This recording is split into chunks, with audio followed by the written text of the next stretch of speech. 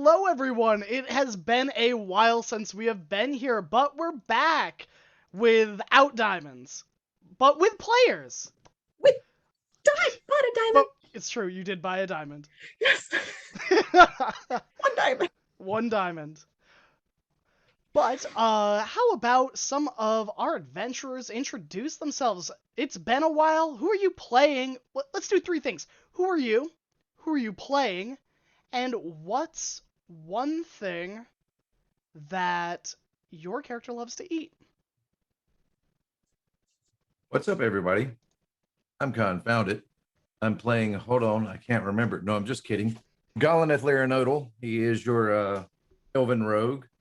And one thing that Galaneth likes to eat,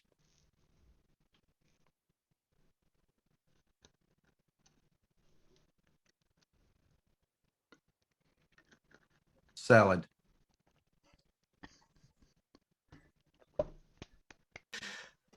Hi, everybody. I'm Adam. I will be playing Rue, who is a halfling twilight cleric. And Rue enjoys eating good berries. Hello, I'm Bob, playing Belda Stonesong, Dwarven Bard, whose favorite meal happens to be Orcish Warg Haggis, which is made with the stuffed entrails of the warg body, along with various herbs, spices, and a little bit of chicken. I'm Jen, playing Maggie, the Furbolg Druid. And aside from the obvious honey answer, because she likes honey and bees and stuff, her favorite meal would be like a hearty bread and some cheese and an apple. Hey everybody, it's me, Kari. I am playing Karis, the tiefling wizard. One of her favorite things to eat, chocolate. Just lots of chocolate. And hello, everyone. Oh, You're muted. they can hear me, you couldn't. Hello, everyone. My name is Graham, or Graham Crackers. Welcome to my channel. If this is your first time joining us, welcome. If you are a return guest, welcome back. It has been a while. My name is usually Graham, but today I'm also the DM, which is a change of pace from some of our usual days that we stream. But without further ado, let's catch you up on what's been going on with these characters. Shall we? Because they may have questions, you probably have questions, and I definitely have questions. Last week, several weeks ago, when we last streamed, our adventurers had arrived at the Temple of Kavath, a city in the middle of the Plain of Bones that was created and run by the Leonin, a race of lion people. Several clans democratically work together to maintain a level of prosperity within the Temple of Kavath. However, our party arrived under unfortunate circumstances. Gnolls had attacked their caravan traveling to the cavern, the Crystal Cavern, where they were rescued by some of Clan Stormroar's guard. They were escorted to the city itself and were given the rights as guests to interact and to negotiate with the Leonin in regards to some banners, magical in nature, that stave off the crimson mist that seemingly followed the party. However, upon arriving, it seems that the clans were not all in unison, as once thought. Tethaton Stormroar requested that the party investigate Ninos Moonclaw, one of the leaders of the various clans, suspecting that while he had no solid proof, that Ninos was somehow involved in the Gnoll attacks. And Tethaton offered to arrange a hunting party with Ninos that night to get him out of the town and allow his denizen to be investigated by the party. On brighter notes, some bees were spoken to in regards to the type of flowers, if there were any diseases or illnesses. A diamond was purchased on the way back. Golneth and Rue witnessed a sparring between Bor, one of the captain of the guard of the caravan, and Vadra Ashpaw. Oh, man. Karis and River decided to hunt down the flame bloom flower along the river's edge, used in the making of the banners and the ritual to imbue them with power. The party is all gathered in front of the tavern. The Maiden's Willow, the magnificent mansion cast on a flat carriage, rests open to the lobby of wide oaken floors settled by a variety of tables. Several individuals from the tavern have chosen to opt to stay among the caravan while you wait for some of the injured to recover. What would you all like to do?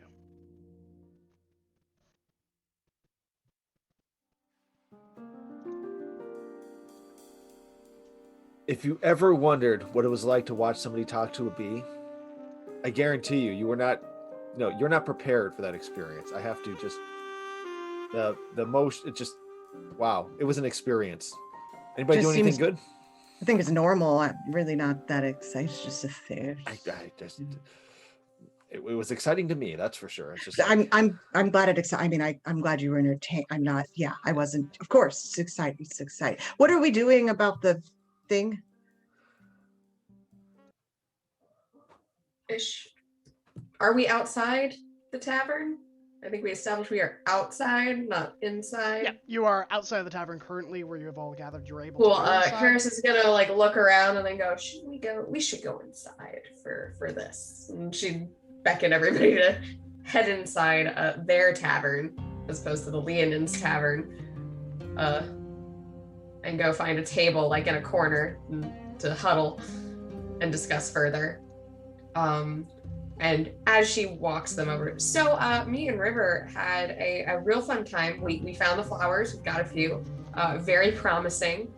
The river is less promising. Do not fall in it. Just warning out of no particular reason for that, really, but just don't go near it. There are dark things, scary things in the water.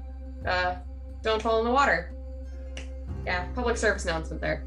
So, plans, and she'd sit down and her cat would climb up into her lap and sit there imperiously. I just glanced to see if their boots are wet just after that River comment, and then look back up at everybody else. No, she looks perfectly dry. This may or may not be the result of prestidigitation, but you cannot know because she was here first.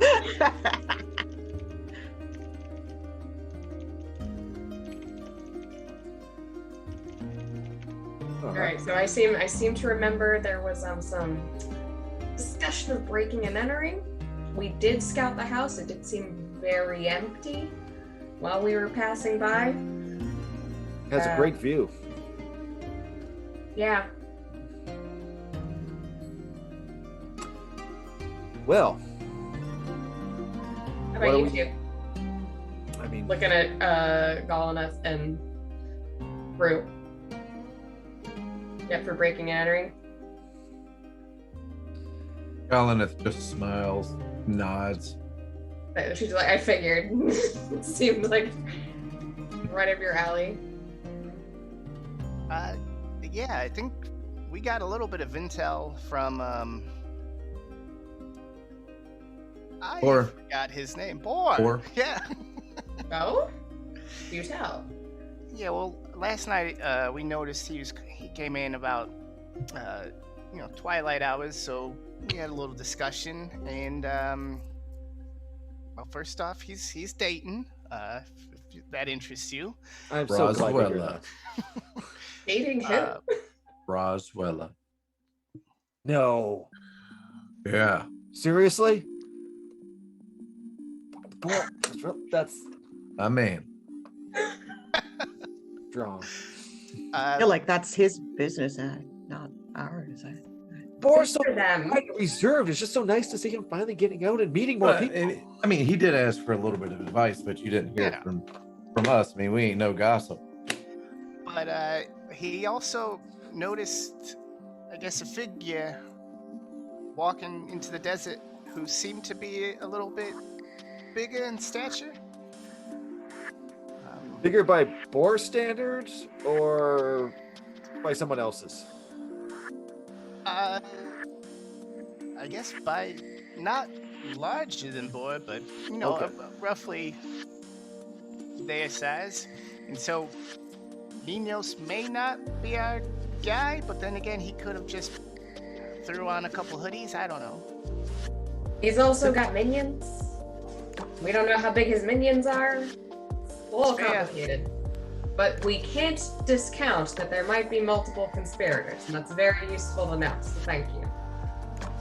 The bees seem to think that something's been going on at Ninos's house. That something involving yelling or wailing or crying.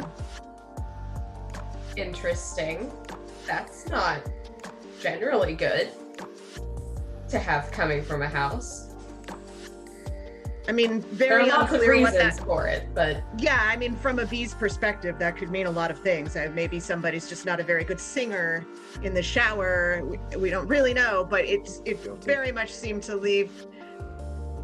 Maybe Beldis has been singing in the shower in Ninos's house. I don't know, but it could mean a lot of different things. But it certainly seemed distinctive. The bee led us right there. interesting. So we have signs to indicate that there might be something there. There could also be nothing there. However, we all are very capable individuals, and I think that despite the lack of clarity that we are currently being provided, we can find our way to some sort of answers, perhaps in this less than legal manner. So I've got a few things that can help. I am not particularly stealthy, but I have magic that can make some of us particularly stealthy. I can make people invisible. I can disguise myself to look probably like a Leonin. Probably. And I can open locks. I can open locked doors. I have that spell. As she quickly brings out her book and just flips through it. Yes, confirmed. Can open doors. Well, I mean, I guess if you can look like Ninos, you could walk. We could just walk right in. Assuming Ninos isn't in there packing up before leaving. I mean, Well, yeah. but And you sound like Ninos?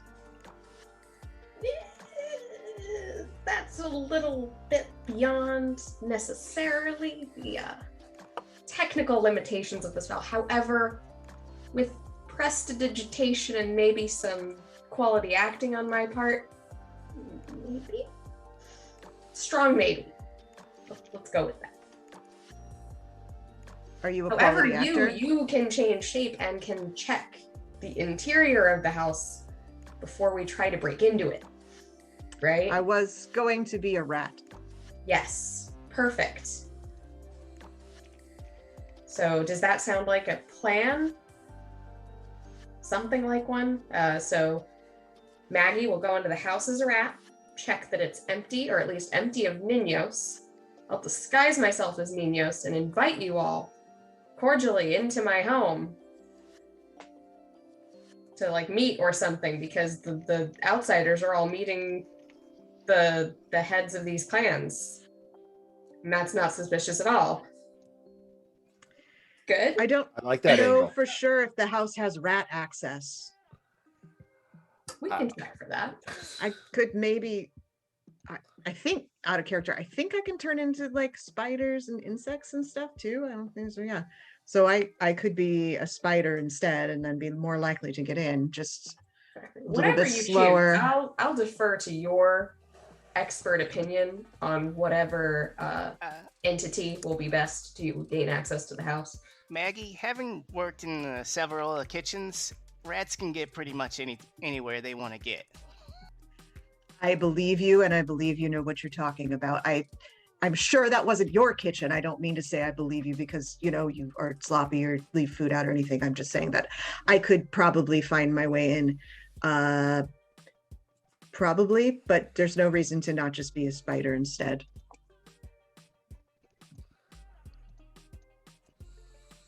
Sounds fair. Now, I'm not saying I've ever done a job like this before in the past, but I'm just saying that if I had done something like this, maybe I have some practice and expertise in standing around keeping watch and alerting anybody to somebody's coming up on an angle. Again, I've never done anything like that at all, but I'm just saying. Hypothetically speaking, right? Hypothetically speaking, I could communicate over distances without saying too much. I whisper to Rue, and I say, I think he's done that. Once or twice, I think. There's no proof I that'll don't hold think up he's any pulling one court over on cases I have. anybody in this group, quite honestly. They're all sort of nodding like, of course, hypothetically speaking. Absolutely, yes. All right, so we have a lookout, a weigh-in, a scout forward. What do you guys need and or anything? And she'll look to Golanath. Golanath, you're fine, probably, right? This is your shtick. Pull up my cloak. And it's like, exactly. You're like, you got this. Cool. Where'd he go? I'm over here. Follow someone's lead. Don't get seen. You got it. You know what you're doing. I have faith. Rue, do you need help, assistance, or anything from any of us? I'm no good at breaking in, but I can maybe assist. All right. As long as you think you can sell the walking in as a guest thing, I think we got the rest mostly handled. Mostly. It sounds like we've got a decent plan that should at least get us in with minimal problems. Yeah, I could walk in with a bunch of food with you and pretend we're having dinner. Sounds like a plan. Perfect. Sells the illusion perfectly. It could be the reason he invited the people after people witnessed him being, cold to the idea. We offered him food, and then he was like, maybe so, you can come. We'll talk over food. Quickest way to a lion's heart. All right. So, Through the rib cage. Hey, Graham. Anybody paying attention to us right now? well, we're in our tavern. I know. Well, you can roll me a perception check if you would like. Thank God for advantage. That's only a 12. A 12. Let's see. As far as you can see, there's no one listening in. Okay. We'll take it. I would like to perhaps take a very short break before we go, just to recoup and get my wild shit back. And, that would be a good idea. Sounds great. And is Wild Shape a short rest or long rest ability? Short rest or long rest. And I have two, but I want to have both slots just in case. That's fair. So how many hours would you and the group be waiting? I wanted a short rest, so one, Okay. unless other people want more. Would this planning count as a short rest? I'll say an additional 30 minutes on top of it would count. That works. If I'm the only one who benefits, I'm only taking a wild shape slot back. I'd be fine if we really feel oppressed for time, but So Derek gave us a crit to the squad, so thanks, Derek. Aw, Yeah, Derek. 2 crits to the squad. Derek! We love you, Derek. You're the What are best. dice rolls? Oh, We're gonna need You those. could have given them to me! No. Where's that disadvantage Yeah. to a DM? For our roll? Ocean's 11 heist, we absolutely were going to need crits. So Yeah, thank you there very also much. is now a chat incentive to give disadvantage to a player. Or DM. Or DM. Or DM. Or DM. It's already been given to me once. They know who they are. So, the only problem I see with this plan is what happens if we go there and the owner of the home happens to be there already. That's why the scout. That's why I'll go in. Okay, you want me to check. take off first? I love this plan. Should I go now?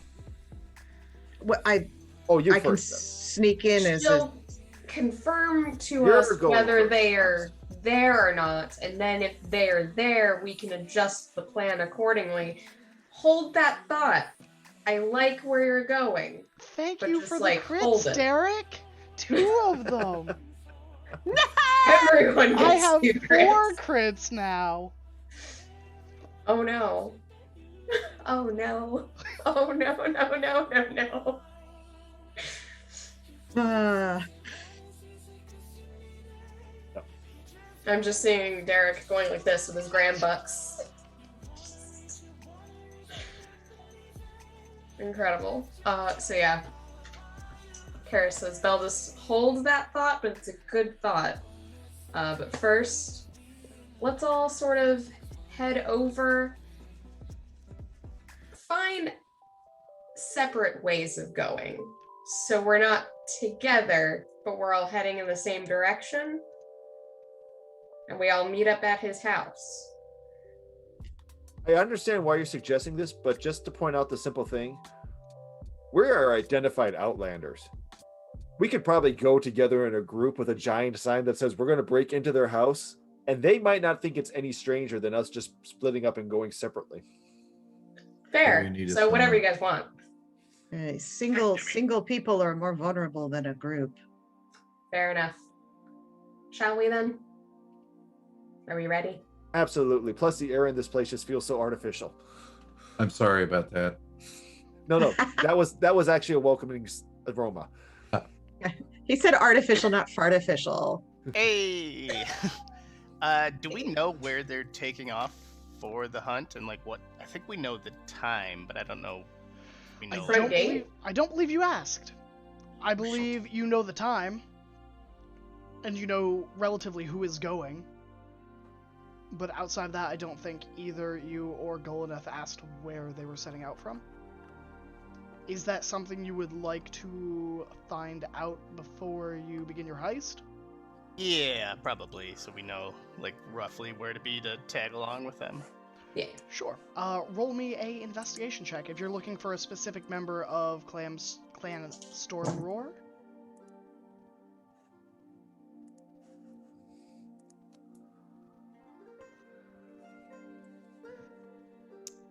$11, not great. I can lend aid in the form of a 17. No, pardon, 19. 19 investigation. Ooh. All right. So it takes you probably about 15 minutes off the beaten path towards down the river along that side towards the Clan Moonclaw territories, but you are able to spot one of the guard of Clan Stormroar dressed in those blue kind of plate with the accents. A pale furred female that seems to be holding one of those halberds. Standing guard. She looks as if she's kind of presiding over a dispute between a trader and one of the laborers from, you would assume, probably somewhere down by the river that seems to be hauling some limestone that have been cut into slabs, and they seem to be haggling prices, and this guard is kind of just presiding over them to make sure everything is staying civil. It doesn't degenerate into Yeah. just catfight. Yep. Right? Thank you, L. Everybody, extra crit.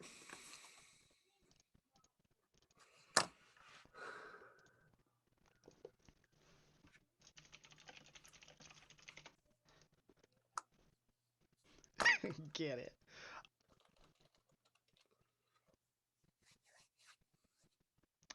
So you see this guard kind of presiding over. You're free to chat with her if you'd like. Yeah, I think Rue would just kind of march right up and be like, uh, hey there. Down here, we're actually supposed to accompany you on this hunt tonight, and actually, I believe I'm supposed to prepare whatever you catch for the cook. So, is this where we're gonna be taking off, or where?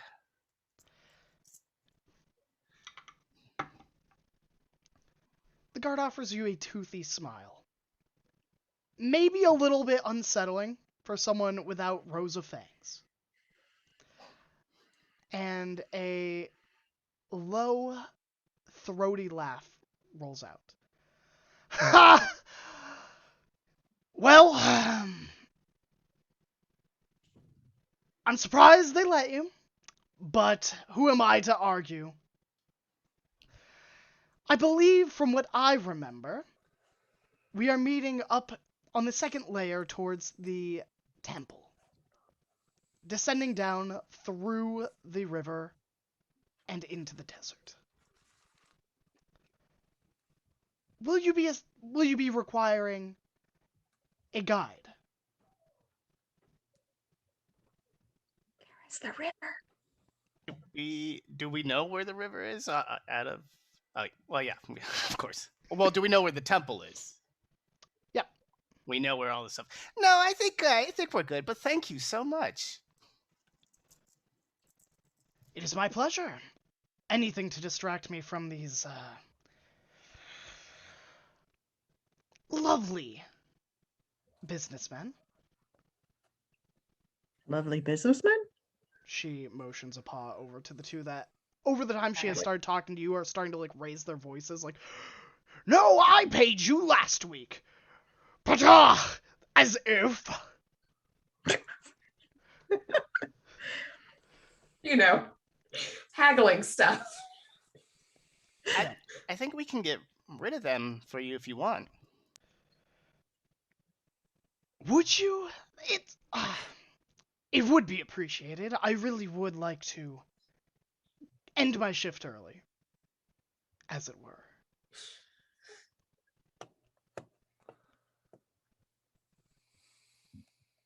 She looks at her spells and realizes that's a different character.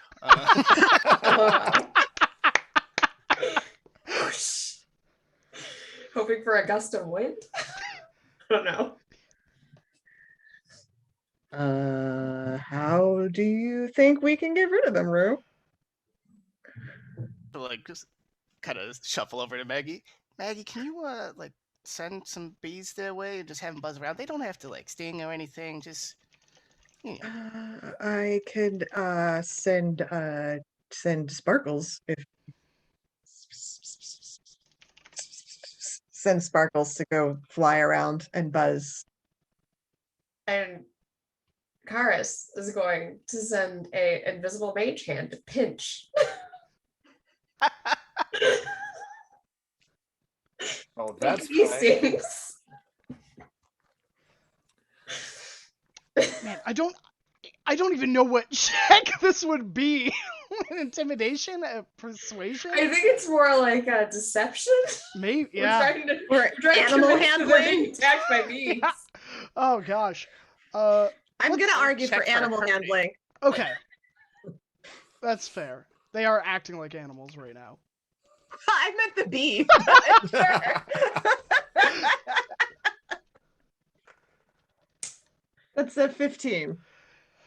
Yeah. So between the at the pinches and the buzzing of the bee, one goes, and the other one goes, "How dare you pinch me? Stop it! I've got my I've got my eyes on you. No, stop it! What?"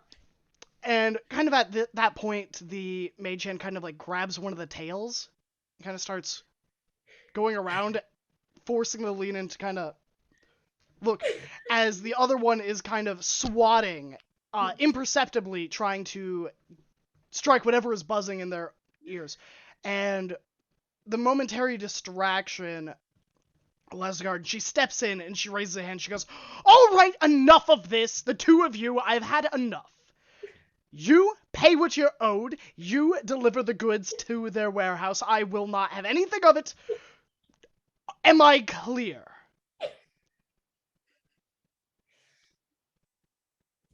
Well, I wanna the one that looks like he's about to pay, I just want to send a quick little message.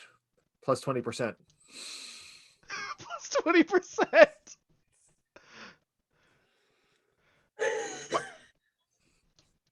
As agreed, I'll pay as agreed.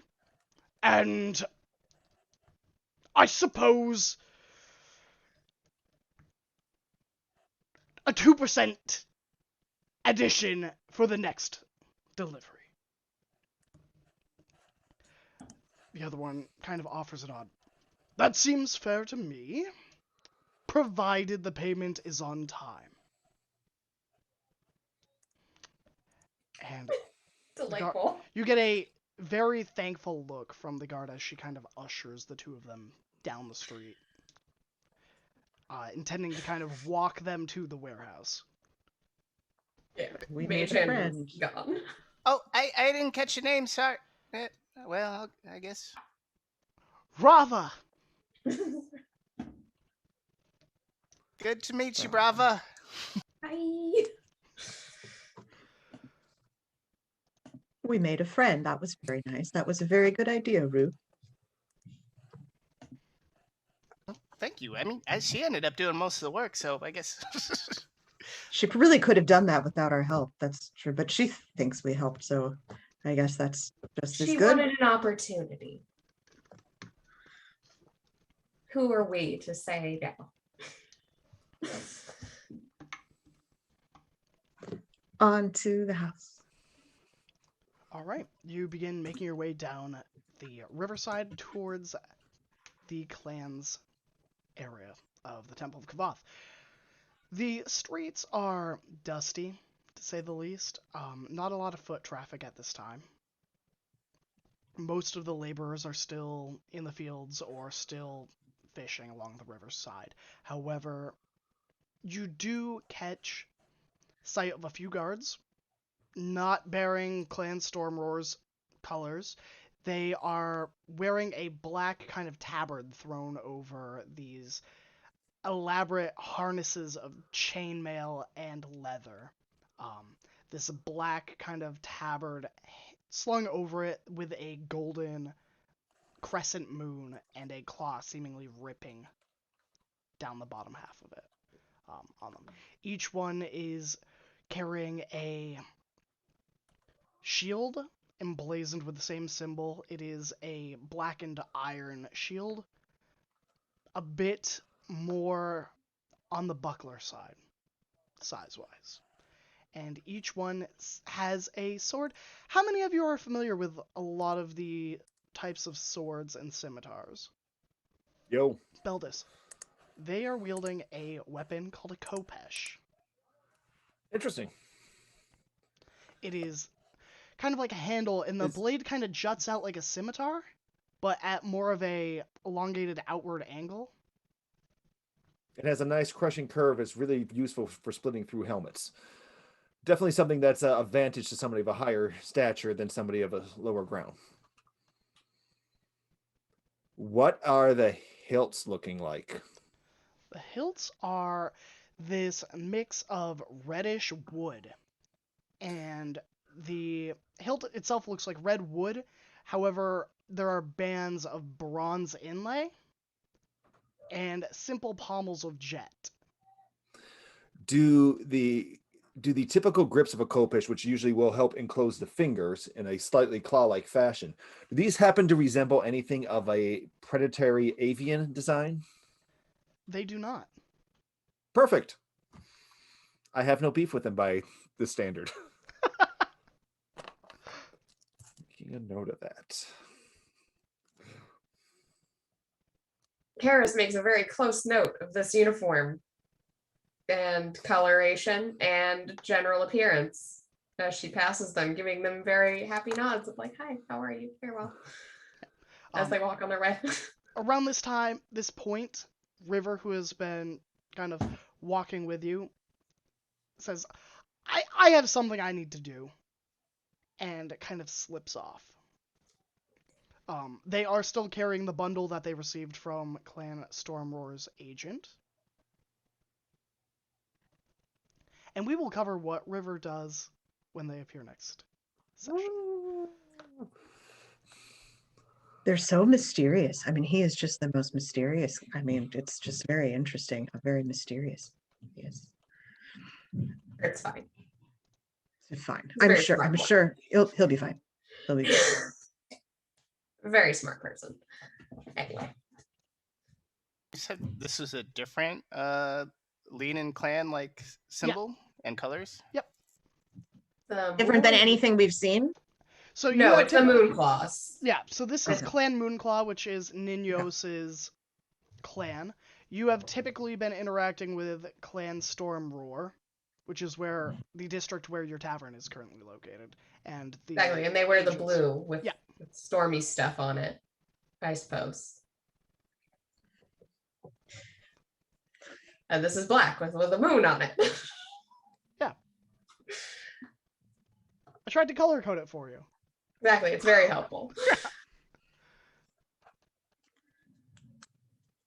Are we Yeah. at- Sorry, Go go ahead. on.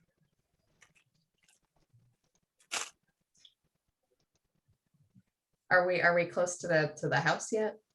Yeah, you're probably about 15 minutes walk away.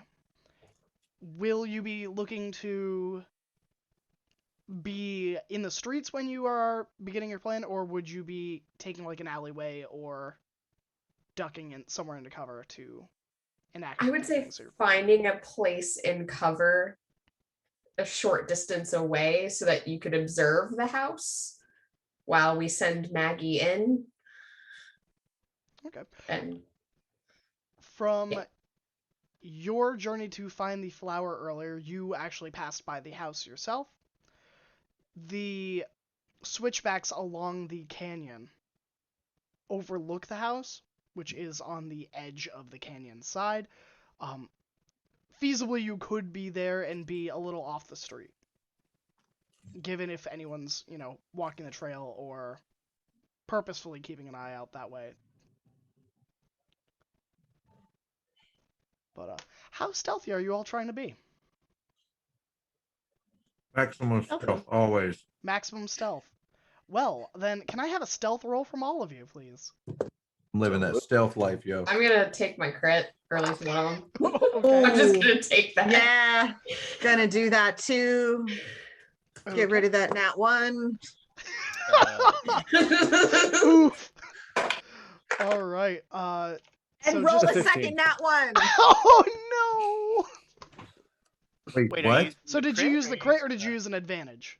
I used the crit. So the crit And would I rolled it. automatically be a 20. Oh, that's right. You automatically succeed. That's not a reroll. No worries. I was Yeah. like, oh, I said crit. you did say crit. Okay. All right. What is your total, Karis? My total is, with my crit, is 23. All right. So, And Maggie, I'm 23. Beldis, 15. Rue, Ditto, 15. and Golanath. 27.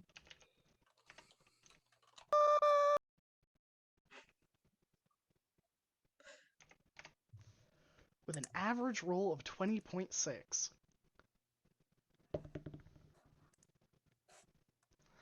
All right. Oh, that smile though. I was just genuinely happy that I rolled a nat 20. you have to waste a single one of his crits. Hey, that's the Disgusting. first nat 20 I've rolled in 7 sessions almost. I think so. I'm like 8 nat 1s, 1 nat Got 20. you. Okay. So I guess would share with the group of my idea to go up the switchbacks to be slightly stealthier than our current stealthiness. How do you all feel about that? I think that works out well. I'm with you, fellas. All right, so I would lead them up the switchbacks to further continue our plan. All right. You're able to do so. The switchbacks are pretty abandoned at this time of night. You do see higher up on the canyon edge, at the top of all the switchbacks, you see a glow of a light, presumably torchlight. Presumably there is a guard stationed up at the far top for any threats that may come in so that they can't get the high ground.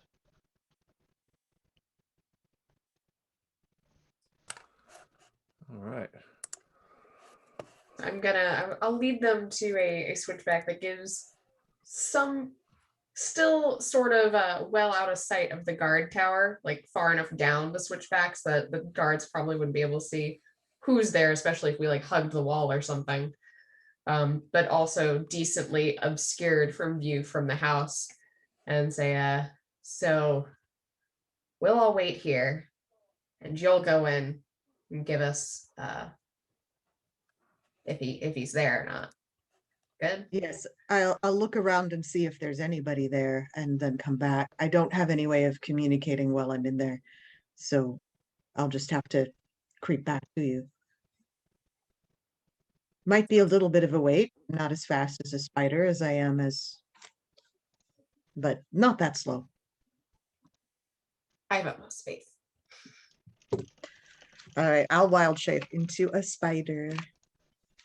All right. We And- look around before Maggie wild shapes. Of course. Sure. Absolutely. Anyone that would like me to roll perception, you may do so. Natural 20. Get it. That is 16. That's going to be a 23 for Golineth. 23. Beldis, what is your total? 17. Surprisingly only a 22, but still. Okay. Rue? I thought that was higher 16. 16. Okay. because my passive is higher. Karis and Rue. From your vantage point, I'm going to say you're probably about 100 feet away, plus the vertical, which I'm not going to do a squared plus b squared equals c squared and give you the distance. Sure. But you are about 85 feet laterally away. And what you two see is Ninos exit the house with 4 guards and set off towards Clan Stormroar's district of the Temple of Kavath. Beldis, Golineth, the two of you from your vantage point catch something that the rest of the group miss. Before Ninos separates from the house himself, he stops, and you can't make out the words, but there is a plate-armored Leonin with a visor over their head, far bulkier than Ninos, with a greatsword. There are a few words said, and it seems a little odd. The conversation, without being able to hear what they're talking about, it's very difficult to get the tone, but it is a uncomfortable tone. And a uncomfortable posture in which they are wearing themselves. The plated Leonin offers a quick salute and goes back inside.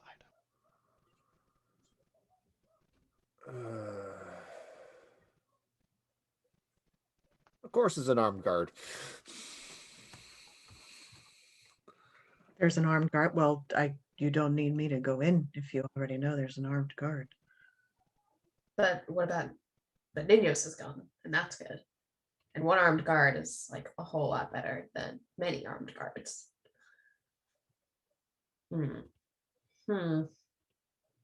They do not seem happy about something. And I'm willing to bet that an imposter Ninos walking up is just going to raise an alarm real quick. Who will guard the guards? Well, I know what their guard uniform looks like, and I know what Leonins look like. Conceivably, I could disguise myself simply to be another Moonclaw guard. Perhaps. With you all.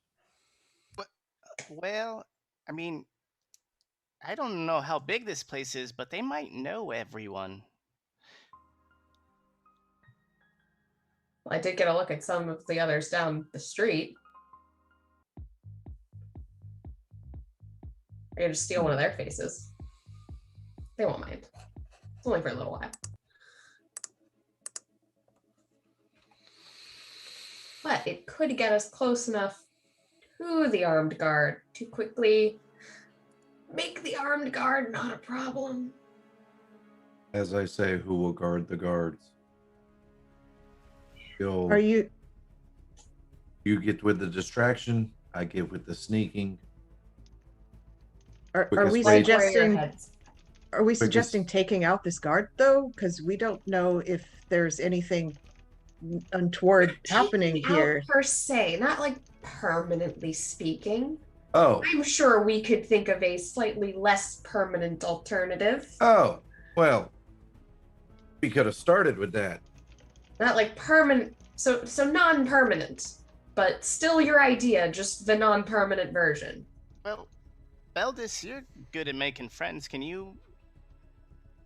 I mean, yeah, but there's a slight inherent likely they don't want us around their problem. How much time do we really need in the house?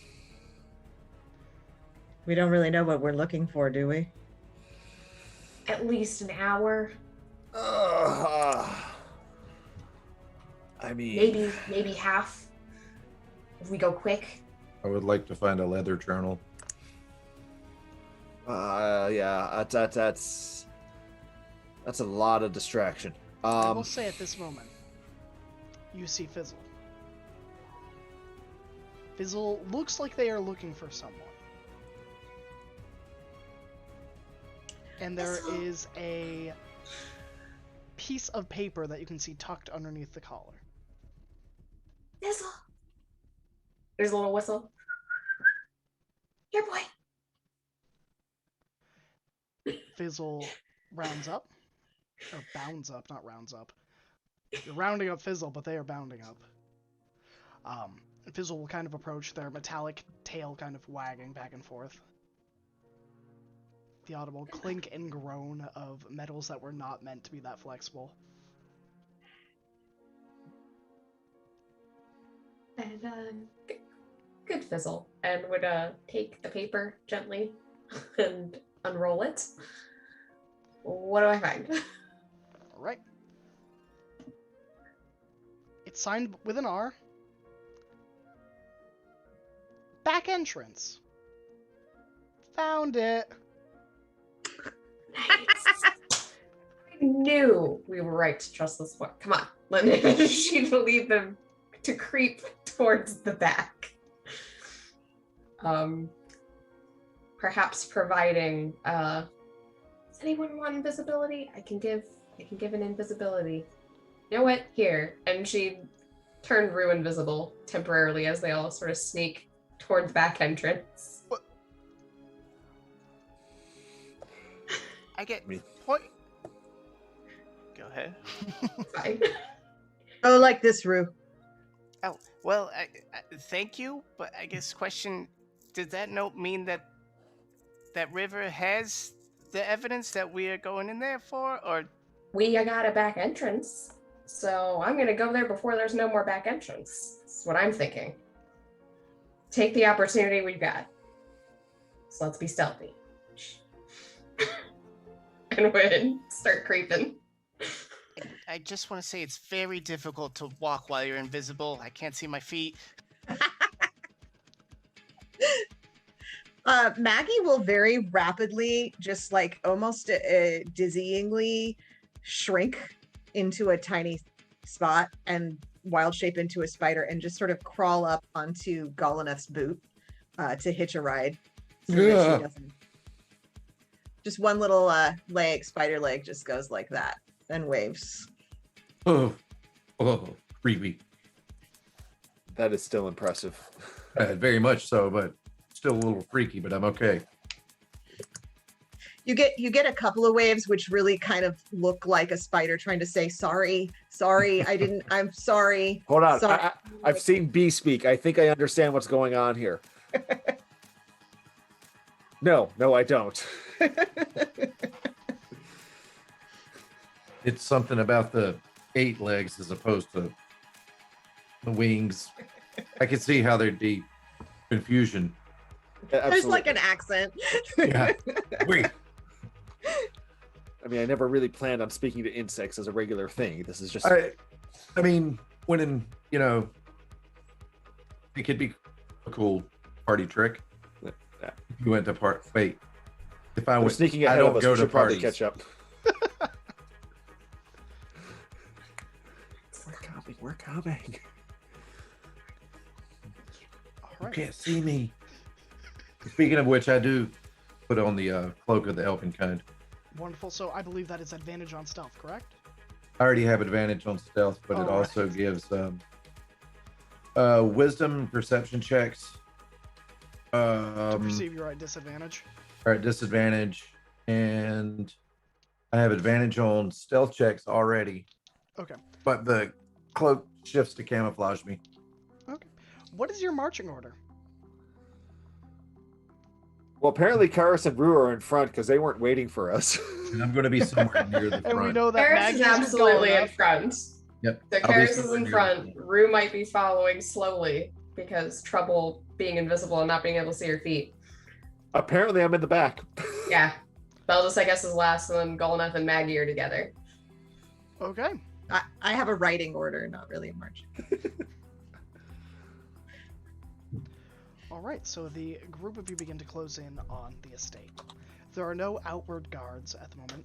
The front has that small little garden and the kind of iron fence that separates the main entrance from the outside.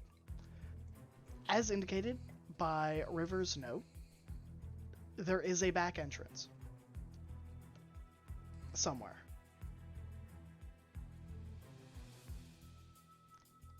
I search for this back entrance. Yeah, I was about to say. You may.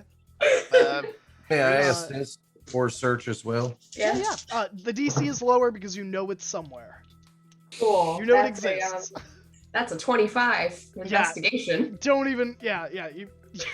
It Got it. takes a few little looks. You kind of circumvent the wall and move towards the back of the building where it meets the canyon itself.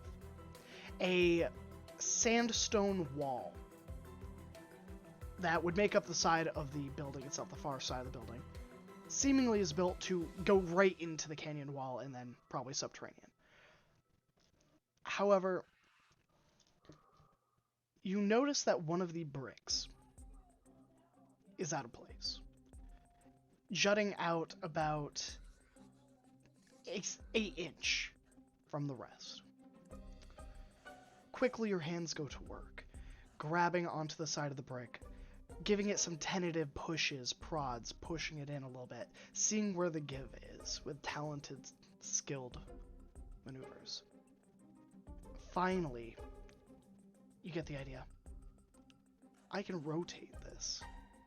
And as you begin to rotate the brick, you begin to hear the clank and creak of a winch. And the side of the house, a small opening appears, about the size of a hunched leonin, into the building. It is dark and not lit.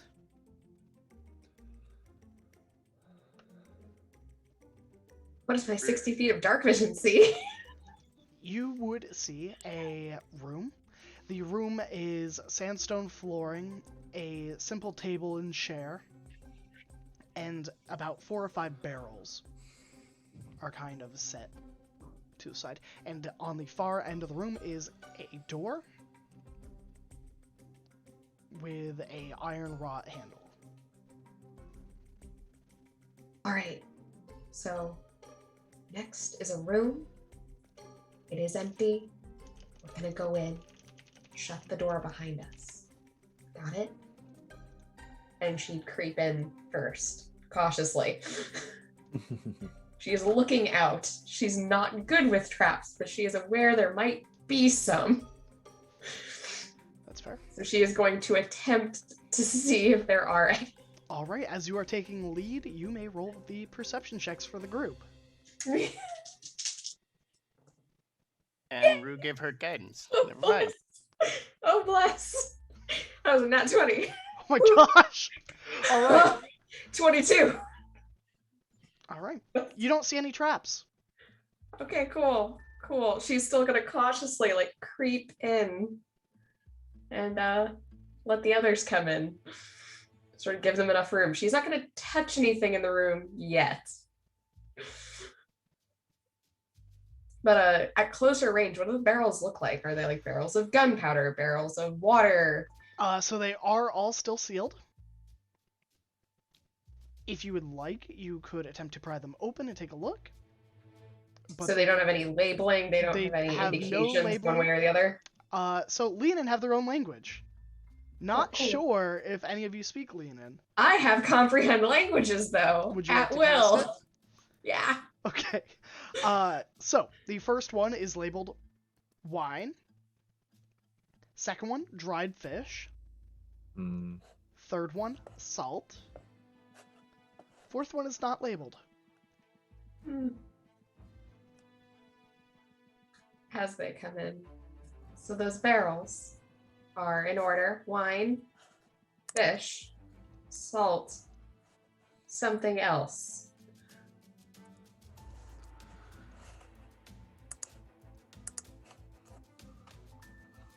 And, Found the food pantry.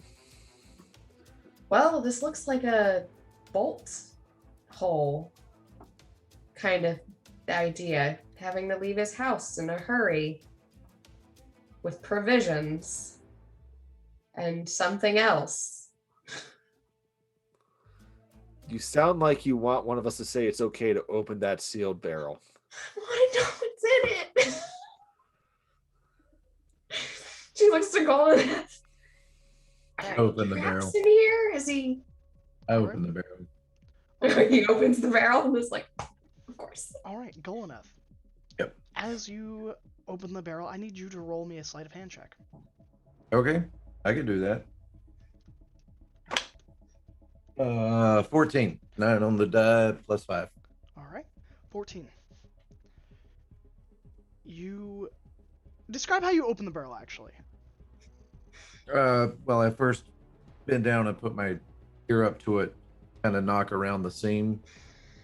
I'm Just a little scribbling bit. off his boot while he's doing that. I'm just Okay. going elsewhere. Vacating. And then, Yeah. and then I just kind of lean up, still kind of off to the side. I give it a little twist and a pull. Okay. As it comes loose, there is an acrid smell. I immediately close it Okay. as soon as I smell it. One sec, I have to look at your character sheet. You have evasion. Is that what the question is? No, that's not why. Okay, good, thank I God. just need to see what they have proficiency in. Yeah. Just. Okay. I'll tell you this for free. It's a liquid. There looked like there were some weapons kind of stored in there as well. Okay. That's it. I'm going to Can you describe the acrid smell to me? Like, I mean, I know what It acrid is almost means, sulfuric. It is this Okay. metallic, sickly smell. so it's not rotting food. No. And since you said weapons, I'm assuming I saw what I perceived to be weapons. Yeah. So you would have been able to quickly see that the hilts of weapons seems to be jutting out of some liquid that is Okay, seemingly now- coating their blades. Now, knowing Eldis knows of weapons, I'm going to describe the smell and the hilt to Beldis.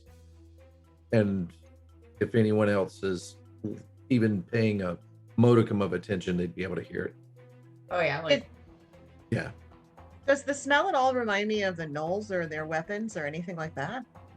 I don't believe they would. Nope. I'm just gonna use history. Doesn't sound like something I have heard of before. Feel free to roll me a history check. That is an 18. Could be a variety of things. could be poison, could be that they are coating their blades to darken them so that they do not glint in like the moonlight if they were doing kind of a subtle attack. Could be anything from rust preservatives to keep rust from these weapons. Could be a hardening technique. All of these seem valid or viable options for what this liquid is.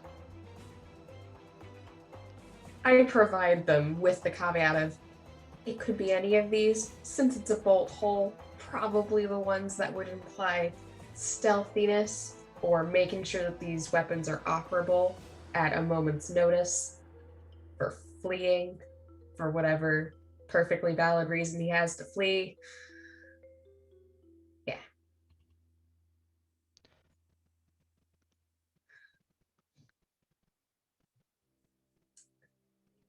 I'd like to open the barrel of salt. Okay. We'll go While ahead he and does cast that- mending on the other one. Yeah.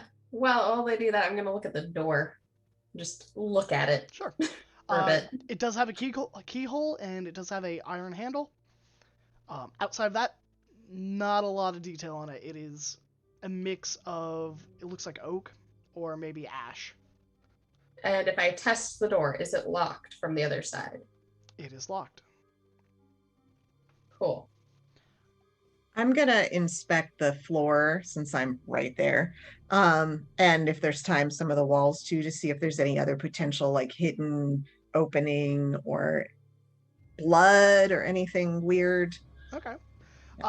What do you have any special perception with spiders? I forget if they have like blind sense or anything like that. No, let's see, I have dark vision. Do web sense, which doesn't help me here. Unless there's a spider web. I mean, there might otherwise, be. no. It would just be my regular Okay, investigation. yeah, roll me a perception check. That's a 15. 15. Wait, 13, sorry. Oh, 13. Doesn't look to seem that there are any hidden walls, hidden doors, any cracks in the mortar that would imply that there is Okay. a opening. Also, no dried blood from what you can perceive. Okay. Golaneth, Rue, with the barrels. So Golaneth, you were opening the salt barrel. Yes. Inside, there is a lot of sea salt. Which you would know, and I will give this to you freely. Probably not native. It being Yes. from the sea and all. Exactly. I give some to Rue and ask her. I was like, "Does this taste valuable?" Do you puts it on her tongue, says, "Well, I mean, we are in, I guess, essentially a desert, so yeah, any sea salt is going to be valuable." I'm going to fill up at least one pocket. I guess with Wait, like a sea chef. salt? Sea salt, Yeah. you said? Yeah. She's gonna go over there and just get a few bags of that. That sounds like a spell component for something. She's gonna take that. I just With look the at her and I'll be like, "When you run out, I got you. I'll sell you some. I mean, I'll give you some." Uh-huh. With I a got it. chefing background, would Rue be able to tell how far maybe this or which sea this is from by like the Uh, color and the You know what? That's a good case. Roll me with your proficiency added. Let's go intelligence. And you can make. I will say you can roll this with advantage because I think having it be from your background, there's no. You would be able to taste the difference.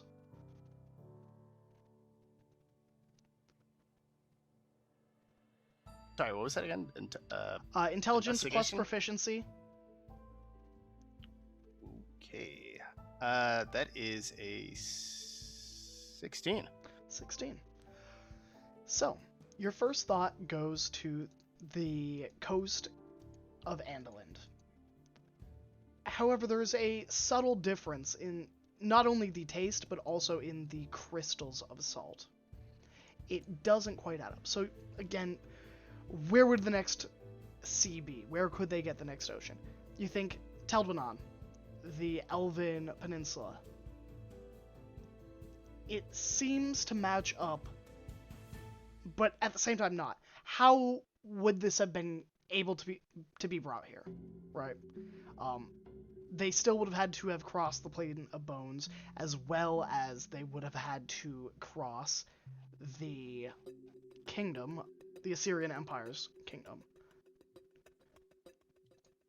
Either someone imported this with the specific intention of getting it here through magical means or what have you, or this probably was either salvaged or gotten through illicit means. Gotcha. And she'll look to Golemith and say, yeah, I think one way or another this assault cost somebody a lot. No. You misunderstand. And we sell it for money. I don't care what they paid.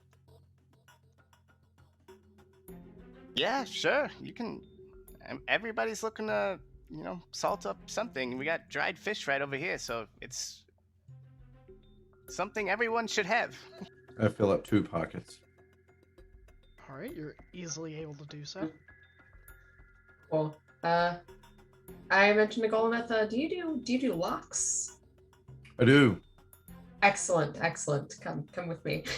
She leads There him I to the go. door. Eldest There is you go. still kind of sitting just at the edge of the door, leaning up against it, watching them. My shield's on the back, which kind of lets me see what's going on behind me as well. And I'm just still keeping a lookout down this tunnel way, just to cool see if shield. anything starts coming up on us. This idea sparks through, and she says, actually, come to think of it, if Ninos is working with the gnolls, that could be how he got this salt, because it could have been scavenged off of, traders going through the plains. Genius. So this is evidence we're collecting. She's like, I have 4 bags, and you've got some too. So, evidence. Evidence. Yeah, we're real good at this. Great job, everyone. And Rue will say, yeah, evidence, and she'll fill up a little, satchel with You should some- absolutely fill up your salt shaker for that. Eldest and Maggie being the only 2 people who haven't stolen any salt, and Maggie's a spider and couldn't. I mean, I'm thinking margaritas. I won't lie. Some nice sea salt. D&D. Indeed. I mean, And my then only people- question is, when Maggie has a margarita, is it called a Maggie-rita? I'll give myself disadvantage on the next roll for that one. That one was bad. All right, Golemith, you think you can get it open? I do believe so. All right. What do you want me to roll? That would be you are proficient in Thieves' Tools, so it would be, I believe, Dexterity plus Proficiency. Wait, oh, where's my first? Oh, there it is. Dexterity, only advantage on that. Okay. Oh, that's no good. I'm going to go ahead and use a crit on that. You may do so. I did. You skillfully work the lock. It seems to be a 3 collider. Lock quickly. Click, click, click. You hear the audible turn, and the door comes free. And for prosperity, posterity, it was a 7 plus 3 in total. All right. Nice job.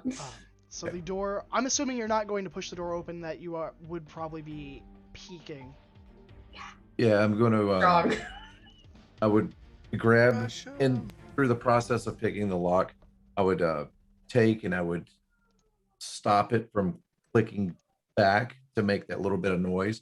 I would just kind of lean my back against it and peer in, opening ever so slowly, clearing from corner to side. You see before you a hallway. There are 3 doorways. one on the left, one on the right, and one on the far end of the hallway. It is lit with torches,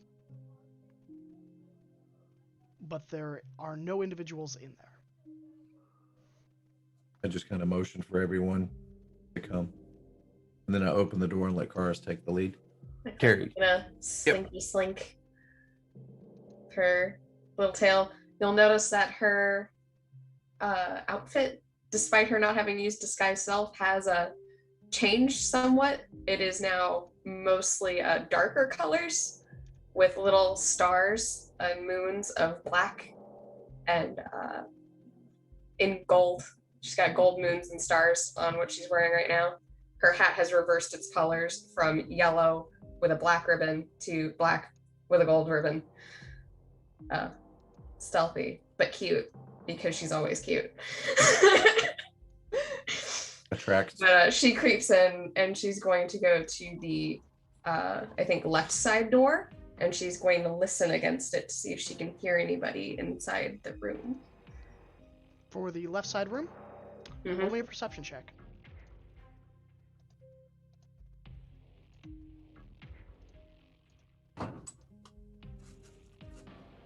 $21. 21.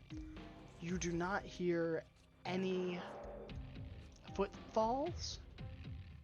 You do hear the faint echo of words, but it sounds like they are not directly in the room connecting. I'm in the meantime going to try to find a crack in the door on the right and see if I can slip in and look around. You can definitely do that. You can slip under the right side doorway with no problem. Inside that room is looks to be a bedroom. It is a large mattress that is kind of circular, lavish. It is covered in like silks and are they duvets? Duvet? Yeah. A They're duvet cover? Yeah.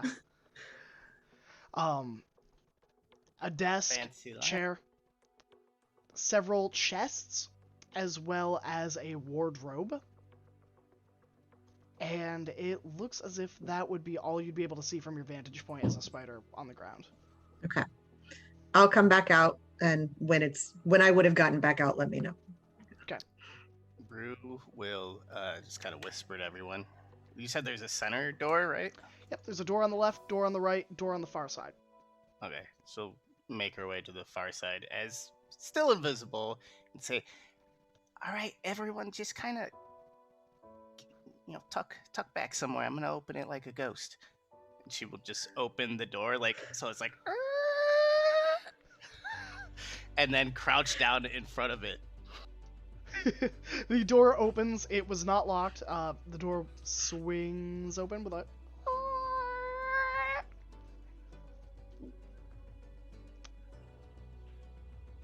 Roll me a stealth check. With advantage. Just Rue.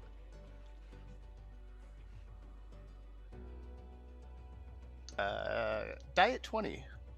Diet 20. Alright. You see an individual. It is not the plated individual that was mentioned earlier. This is looks more like one of their usual guards or attendants. They are standing in a room that looks almost like a entryway guest room kind of lobby, all mixed into one. It has a bed, has several chairs, has a table, and within it there are a rack of weapons, one of which is familiar. It is in the design of the gnolls that attacked the caravan. There are several weapons, I will say that, beneath it. There are Leonin, there look to be some that even are more of like Andolin's design. There are some that are gnolls, but they are all kind of put almost like a trophy rack. And it appears that the individual guard is not awake. Not awake. Okay.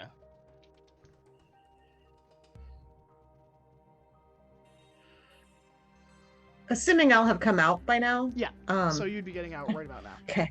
I'm gonna crawl up onto Golineth's shoulder and try to like hook a little leg under his shirt, and then with the other leg kind of point at the door where there were chests. Okay. I look at Beldis and I'm just like, is this what it's like talking to a bee? Yeah, this is very similar to it. So I go check the door. All right. You are able to check the door. It is locked. I unlock it. All right. Roll me a dexterity check with proficiency. That's going to be a 15, 12 on the die plus 3. Exactly what you needed. Sweet. The door, once again, the tumblers roll, and the door unlocks. I would open it the same way as before. Yep. So again, you would see, looks to be a bedroom. Has about 3 chests, has a wardrobe, has a desk, table, lavish bed. All right, so I'm going to hold up 3 fingers, point to my chest, tap it 3 times. I'm just going to go like that, signal for a bed, and then I'm just going to open in and enter. I like to start by searching the drawers. All right. Roll me an investigation check. Is anyone assisting? I assume numerous I'll, of you are going to scrounge. Yeah, I'm gonna creep in after him and then help. Okay. That's going to be a 14, and I'm specifically looking, besides for anything valuable, I'm looking for a journal, a leather I bound had 20 to help as well Okay. on investigation. All right. So, Golanath. Looking for valuables? Not hard to Yep. find. There are several rings of indiscriminate value. Some have jade, some have felspar, some even are made of topaz. One ring is a simple silver with a ruby band around the inlay of the center of it. Any inscription? Not that you can see. I definitely take this one. Okay. Any diamonds worth 300 gold? No. Any pearls worth about 100 gold? Oh man, you still haven't opened up the clam. No, I did, and there was a pearl in there, but I could always use it up there. Nope, no pearls. Cool. At least Just not in the checking. desk. Yeah, so I'm gonna signal back to everyone, and we never really worked on any signals, but I'm just gonna let them know that there is something more valuables left in there, and I'm gonna very sneakily continue on to the rest. And if when I make my way to the chest, if any of those are locked, I will try to make them unlocked. Sure. While I'm working with Golineth in there, I would say that the door that I was listening to, that I could hear words, but I couldn't necessarily hear a person directly behind the door, but that when he moves on from this room, like that's what's at the other room that I was at. I so scramble off of Golineth since Golineth is opening chests. Yes, And exactly. grab Like Karis she's instead. Karis, you would find some documents. You probably wouldn't have time to review them here, I would assume. she's with- gonna glance and see, are they written in Leonin? Several are written in Leonin, some in a tongue I don't think you speak. I have Abyssal, Common, Draconic, and Infernal. Yeah, not in the language you speak. Okay, so I Golanath would would use- recognize them as Elven. Okay, so I still, I think, have comprehend languages still active. It is at will, so she would glance to like try and skim the contents of what are these. If they were suspicious enough to keep, she would keep them. If they were not, she'd just leave them where she found them. Some are invoices. Some are invoices, some are letters, it seems, to various clan members within their Ninos's own clan. One is in regards to, troop movements, to fight gnolls. One is, about the upgrading of the temple's safety. One is, food supply. Do we have enough for an extended siege? Do we have the means to withstand if the barrier ever was broken to, protect the citizens? she'll go ahead and keep all of these for now to review in further detail because these might exonerate him actually. So she's like, that's useful too. Is there any other valuables she would find after, I guess, Golnath? You would have the rings. Maggie, are you searching the wardrobe? Yeah. Okay. Inside, you would find several Leonin-sized clothing, ranging from silks to more kind of leather-ish armor like you had seen earlier. There don't appear to be any weapons stored here, but let's see.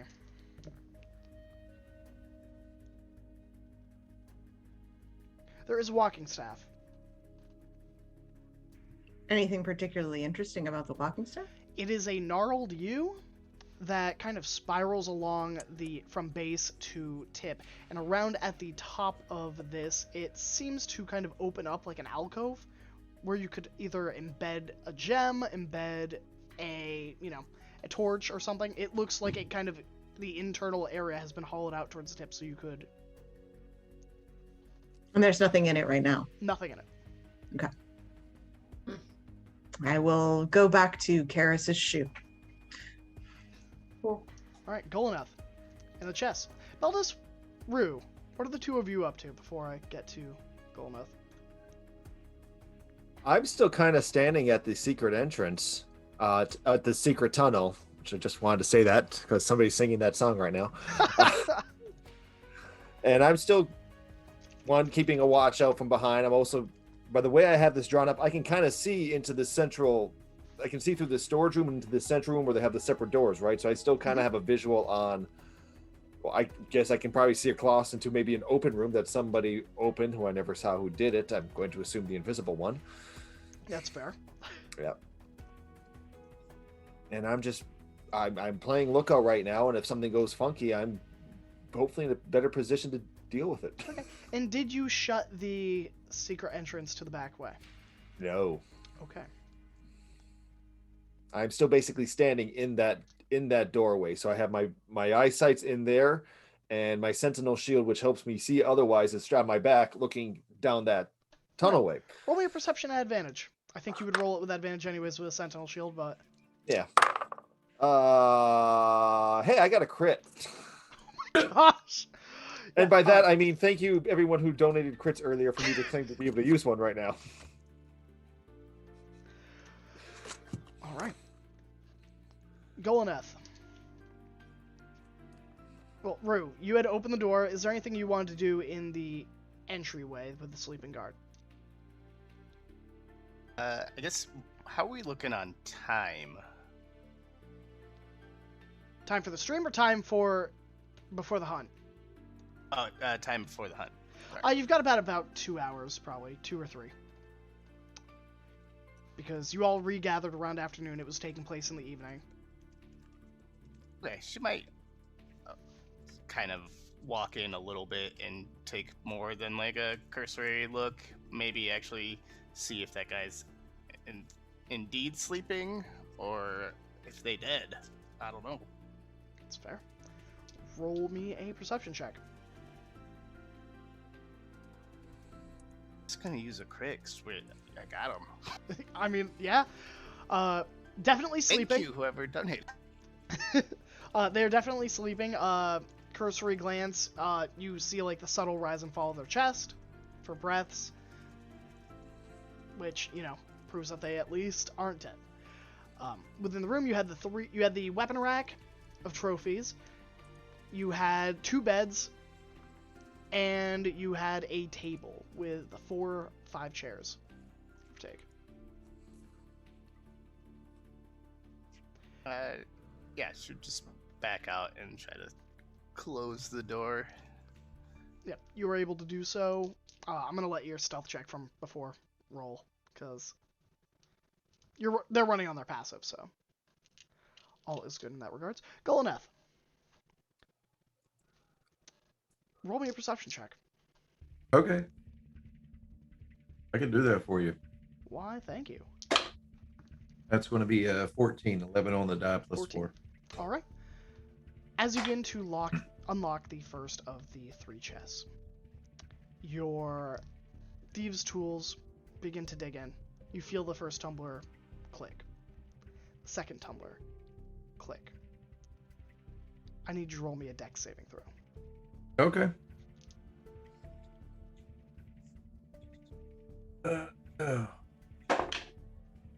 Oh boy, that's going to be an 11. 9 plus 2.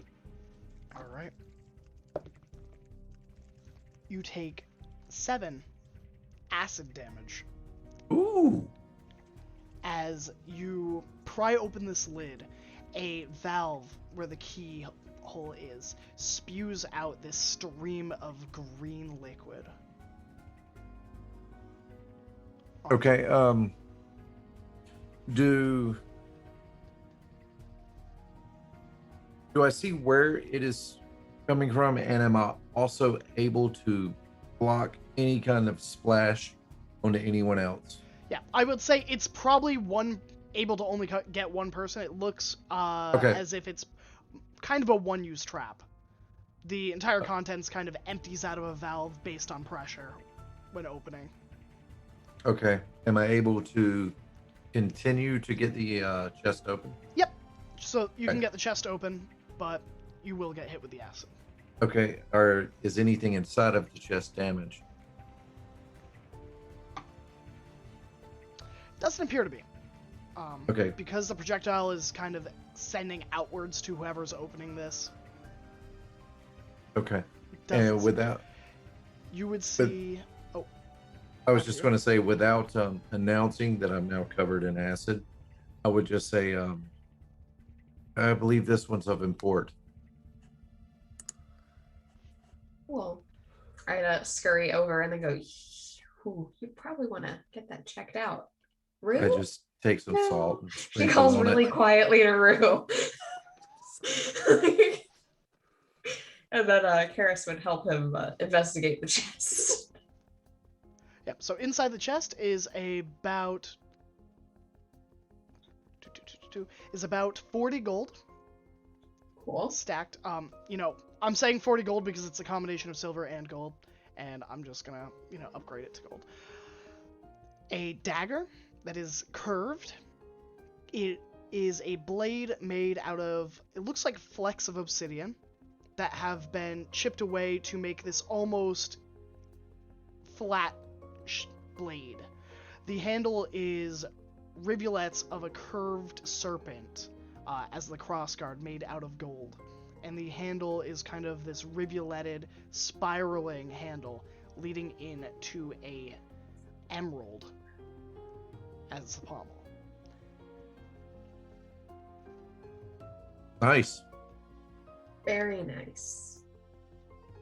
Yeah, that's what Galdin says. I just look at cars and I say, nice. And I'm just like, I wouldn't mind having that if you don't have designs on it.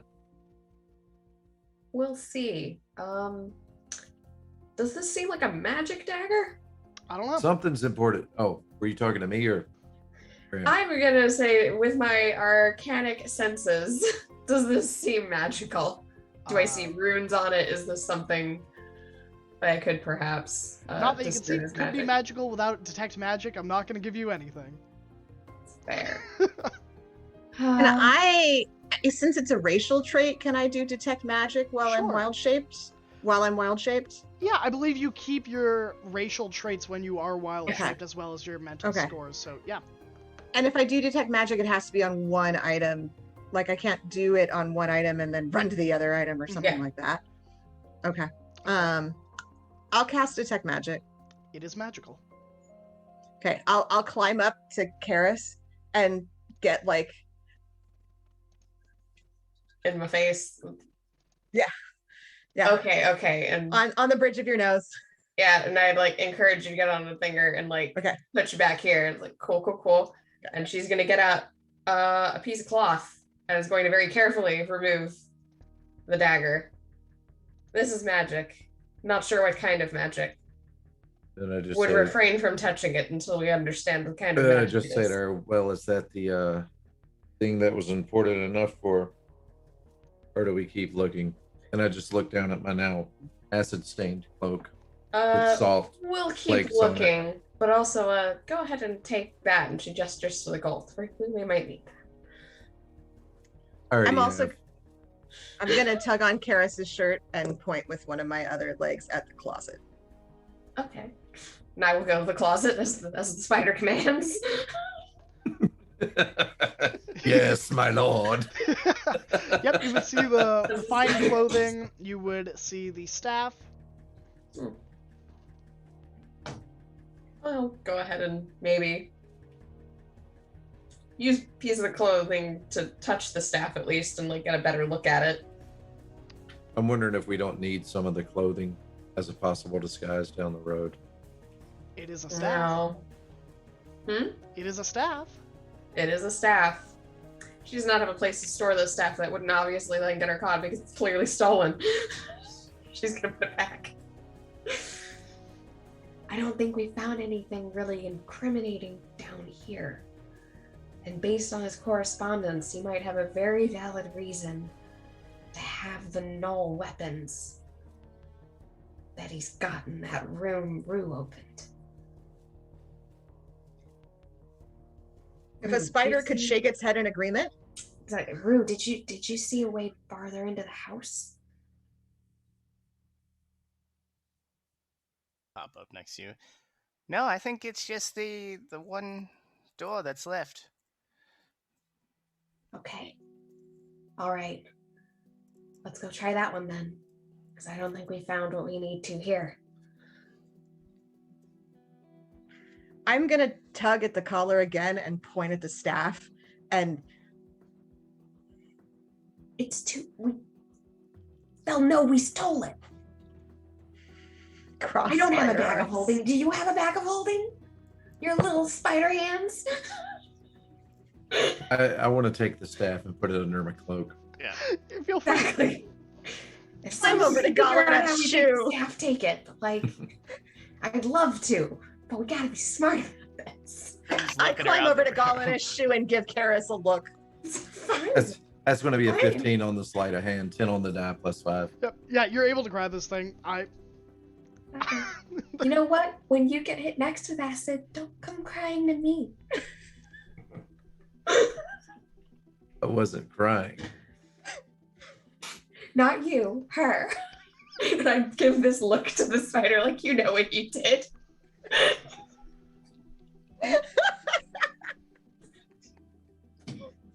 I head over to the other door and I kind of, even though Rue's already been in there, I just open it the same way as I've done the other ones. And I just look, practice makes perfect. Yep. It quickly opens. I'm not even gonna make you roll. You've unlocked everything else. Same type of lock. You do it. And before you would be a set of stairs heading down. It is about 100 feet of stairs, seemingly going into the canyon at this point with the direction of the house. And I look at everybody and I'm just like, And then Karis is gonna look confused because it seems like this. Where's the rest of the house? Like the front part of the house. How did you get to that part? all an illusion. And she's like, "There's like It's all what they want you to believe. exactly." She's like, "This is some rogue nonsense, is what this is. Deceptions within deceptions for no goddamn reason." It's a mystery wrapped in an enigma. Exactly. You'd know. Send a message to Karis. Find anything yet? Not what we're looking for. You might have to creep up with us. I am right here. Yeah. Brave. Are you coming? Like farther in? Oh, she was Down just some calling stairs you down. a creep. Stairs? Okay. All right. I peer down the stairway with 60 feet of dark vision. Is there anything on the staircase? Stairs. Just stairs? Just stairs. Some Cool. torches. Down we go. I make my way inside as well. I think that's where we're gonna take our break for the night. And we will be back in, let's say, 10 minutes. Sounds good. See you all in 10 minutes, everyone. We love you. Go get some water, get something to drink, get a snack, and we will be right back.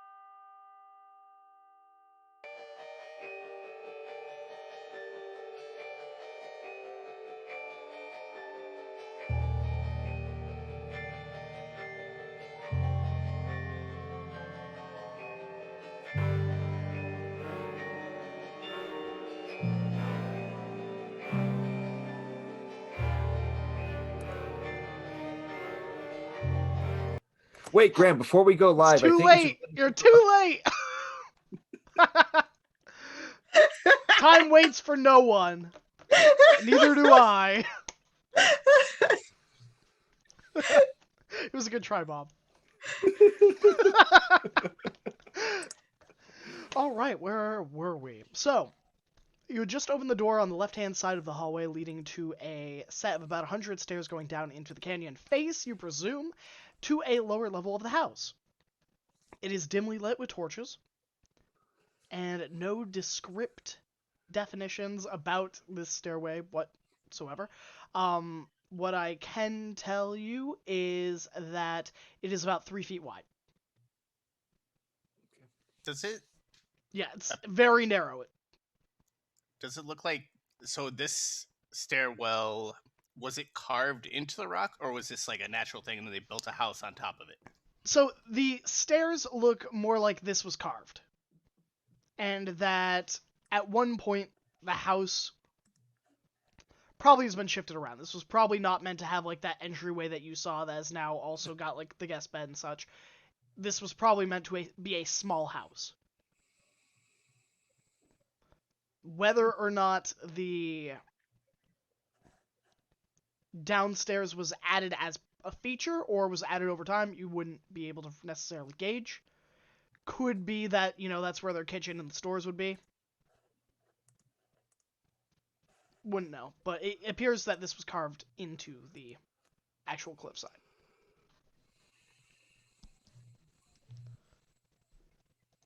Crawling down the wall, and again, like sort of keeping my 12 eyes open for blood and stuff.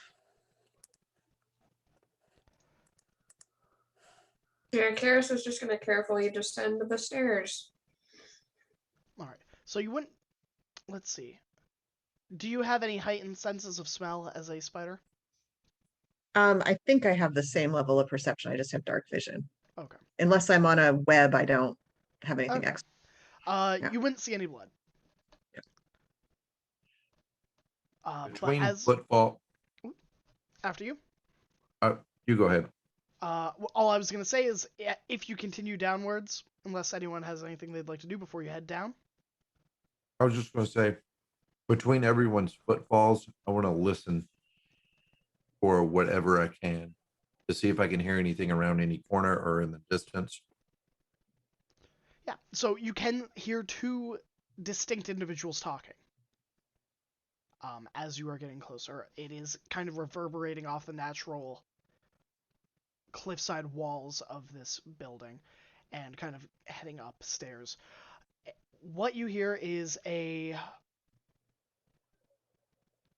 discussion that is heated from its tone. It is very much one individual speaking in Leonin to another clearly speaking in Leonin. It is a harsh mix of growls and distinct snarls. And you hear sounds of metal being dragged. Drew would give everyone, if they're willing, Eyes of the Night, and that gives everybody 300 feet of dark vision for up to an hour. Cool. Oh, I'm all about 300 feet of dark vision.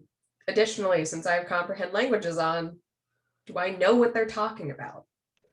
Yeah, so you would. Is it done?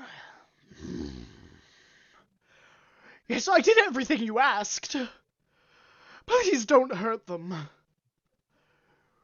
That remains to be seen.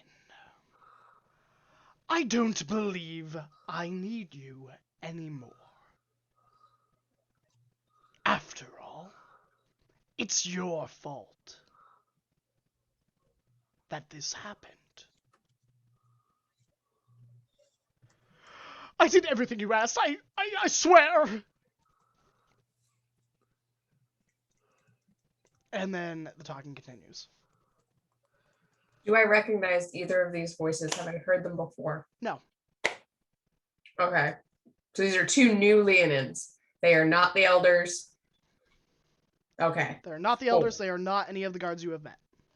cool. And do Good they to know. for sure sound like Leonin, or do they sound like people speaking Leonin? You know what I'm saying? Oh, that is a good point. They do sound Hmm. like they are native speakers, I will say that. Okay. So just a quick point of order as we made our way down here. Beldis left the secret door open, but closed the house door to that storage room. Okay. Oh. Okay. And yes, that means I am following everybody down the stairs. I'm no longer just hanging that far Yep. back. I've made a note of that. So what is the marching order? Who's leading you all? Karis? I think and- I and Maggie are sort of in the front. She's on the wall. I'm walking down. I'm not far behind. Okay. Exactly. Golaneth is next. And then Rue and Bellis can decide who's next after that. I'm assuming I'm behind Rue, but I don't see Rue, so I have no idea. That's fair. Still invisible. So you continue on. About around the 90th step, as you come to a landing in the stairs, it kind of goes at a 90-degree and kind of has this curved hallway, and comes to a door. It is iron wrought, banded, covered in spikes. Oh, that seems inviting.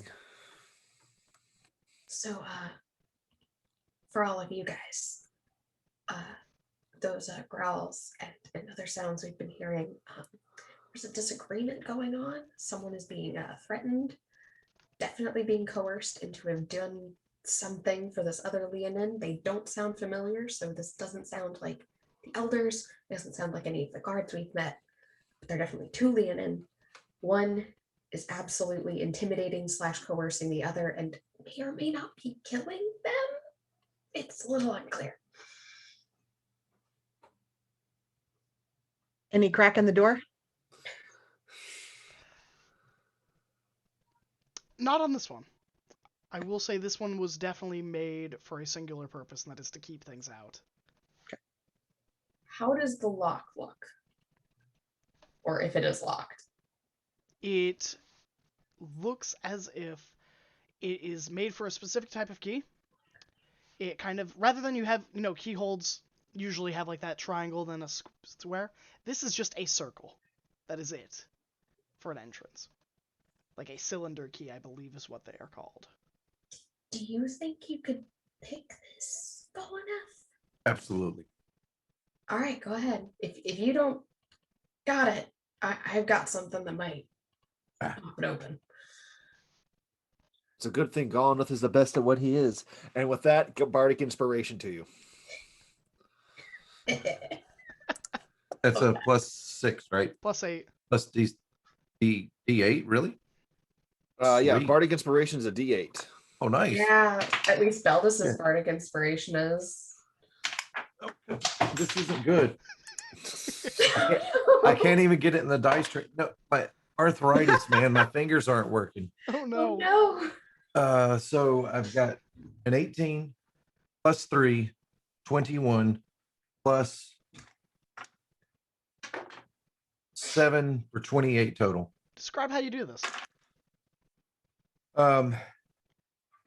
In my thieves tools, I normally have a sink and a counter, but I kind of pull out another tab, and then there's not specifically a cylinder, but it's another kind of little tapered file.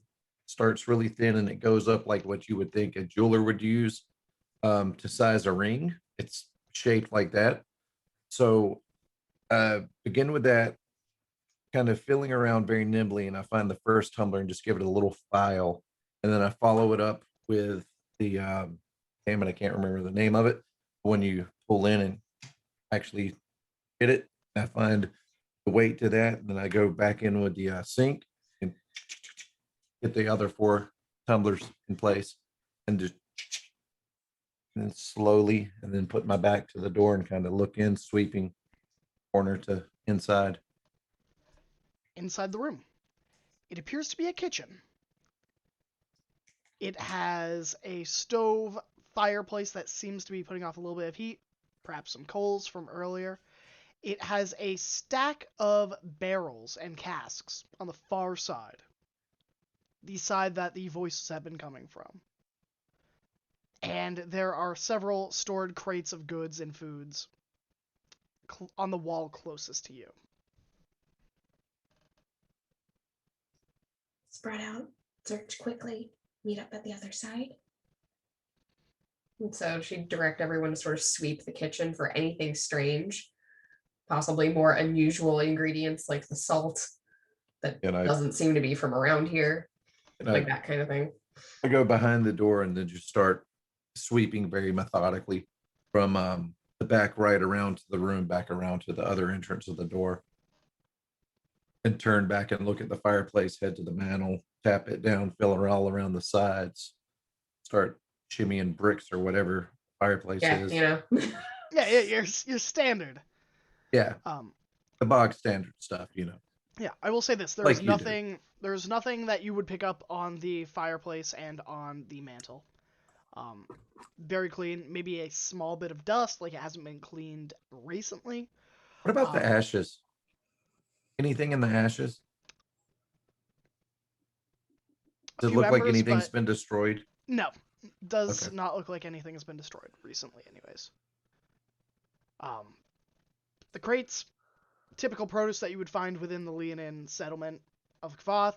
You have your herbs that you would have seen from the river. You have, your meats from the gazelle, antelopes. You have honey from the bees in like a jar. Most of it is local. I don't think there's anything that would necessarily stand out. Pick one person to roll perception with advantage. So. +7, y'all. Yeah, I'll give it to Maggie. All right. Sounds fair. Natural 20. All right. So with your spidey senses, as they say, Nice. behind the crates, as you're kind of like, I assume you drop down and you're kind of walking on the floor and you kind of go through these crates. You see a false wall behind them, as if all of these casks are basically planked together to form almost a solid wall to rotate into the mortar itself. As you kind of get closer, you hear the voices. There is a pained cry coming out, and you can hear some wet smacks. Oh, that's not a good sign. Maybe there's a pool party. Noodles. Sock and boppers. Boppers. Fun little pillow fight. I remember. I'll crawl out from behind the crates, and as I crawl out and as there is room above me, I'll slowly get bigger and bigger and bigger, and like halfway through being a giant spider, the spider will rear back and then assume Maggie's form. So only slightly horrifying. Anamorphic. Mighty Morphin Animorph moment here. This is a false wall, and they're behind the wall, and I think somebody just got murdered. Yeah, might be a strong possibility. You all ready? I'll pop out Sparkles. I just want to make sure I understand the description you gave as we went through this, Graham.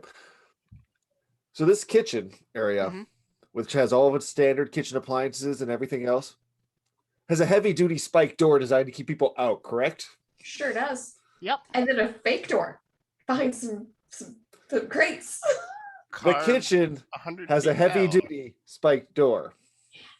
Entirely possible this wasn't a kitchen at the time of the house creation. Or I don't even the door was installed later. Who knows? You don't know. You don't know. Yeah. Okay.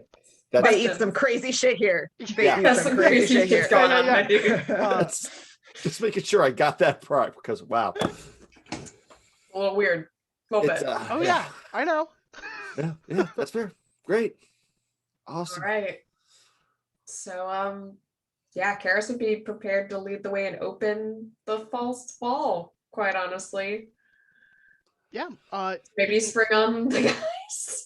Yeah, you can easily pull the latch. The door comes loose with a audible groan as it's like as the wall kind of spins and the casks kind of move to the side.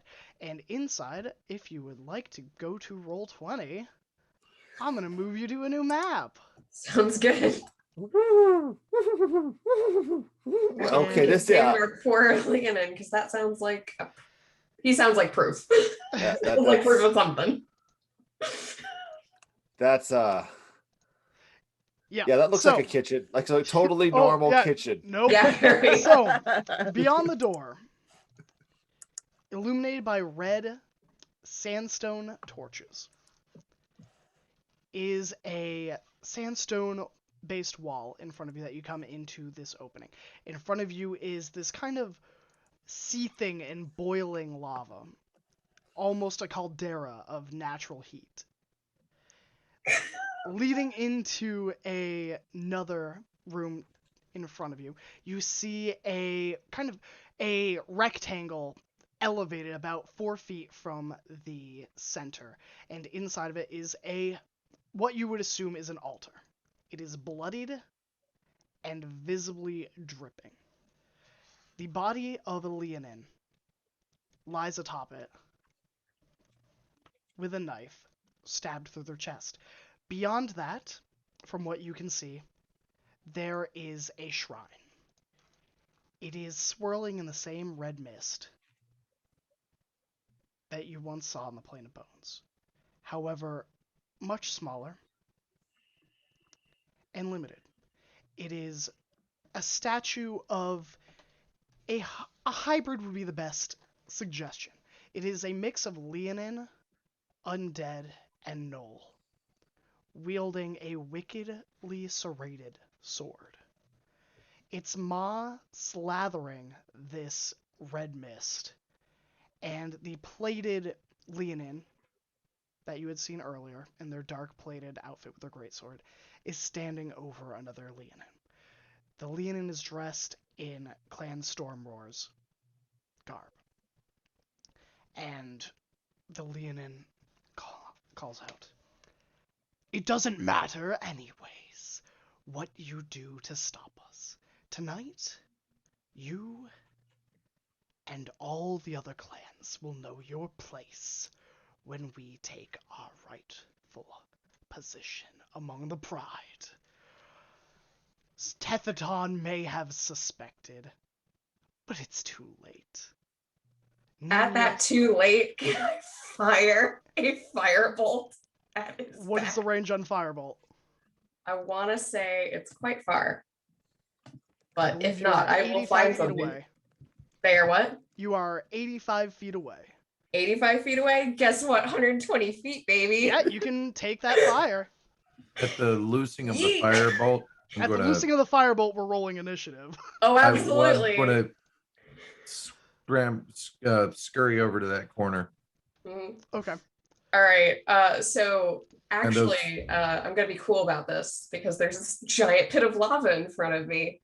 So what it seems like is as Karis starts reciting her runic and doing her somatic components, there's this red light that's drawn between her fingers, and a globule of that lava comes up to like fuse, and then she like shoots it out like a beam. Just the heat and the ray that's formed from that piece of lava that she used in this firebolt spell that goes hurtling at this guy's back. All right, and what is your attack roll? I'm gonna do a natural crit because why not? Nat 20. Nat 20. What's the total? That would be 27. 27. All right. Roll me your damage. Misses. Cool deal. Wouldn't that be something? No.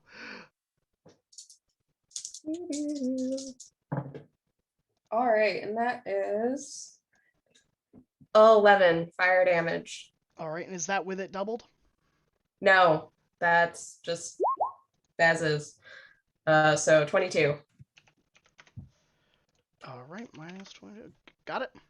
All right, let me finish rolling some initiative once Roll20 wants to let me actually go to the character sheet.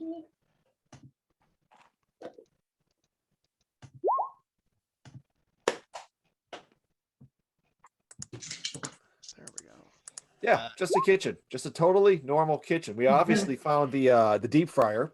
Yeah, and Yeah. You know what? I'm gonna use the a cultic crit. shrine, the sacrificial, the butchery area. Butcher block right there, absolutely. You know, I mean, freshest meat as you could ever want, and All right, and everyone, if you are okay, Bob with the 19, with the 19. Let me roll your initiative in here and get it in. Oh, are we writing that into the Roll20? Yes. Sorry. Otherwise, I will not be able to keep Yeah. track of it. Oh, that's not that. So I have remember it. to select your character. Oh wow, I rolled a 19. Awesome. Oh. So I I have don't know. Karis, I have Bob or Beldis, I have Golaneth, I have Rue. If you want to just tell me what you roll, I can put you in. Yeah. 17. I rolled a 17. Sorry. Awesome. No worries. No worries. Already got mine in there, Graham. Oh, wonderful. For my own sake of like planning, is invisibility still up until It you is drop up until Okay. concentration is dropped or an hour. Perfect. And I don't believe it has been an hour. It's probably been about 40 minutes. Okay. I'm having a hard time telling like how many people we have in here, how many baddies we have in here. Am I So seeing far, you 3? only see one. Okay. Don't all right. worry about it. Only see one. The one I shot Okay. at. Got it. All right. Let's see here. I So, just absolutely don't want poor Stormroar Leonin to die. So we need That's to fair. distract this man while he's doing his monologue. all right. Because I used a nat 20, I get to go first with an initiative. And speaking of extra enemies, the Leonin turns. Hand on their greatsword as they are struck with this flame. It kind of licks at their plate and then kind of fizzles into nothingness. They call out, "Don't let them stop the plan." And you hear the limestone walls begin to crack and creak as these Leonin sculptures begin to tear themselves out of the very wall in the room in front of you on all fours. You all see Karis. She has this sort of demonic grin as she's standing over this vat of lava, like she's been waiting for this. Let's see. What is their movement?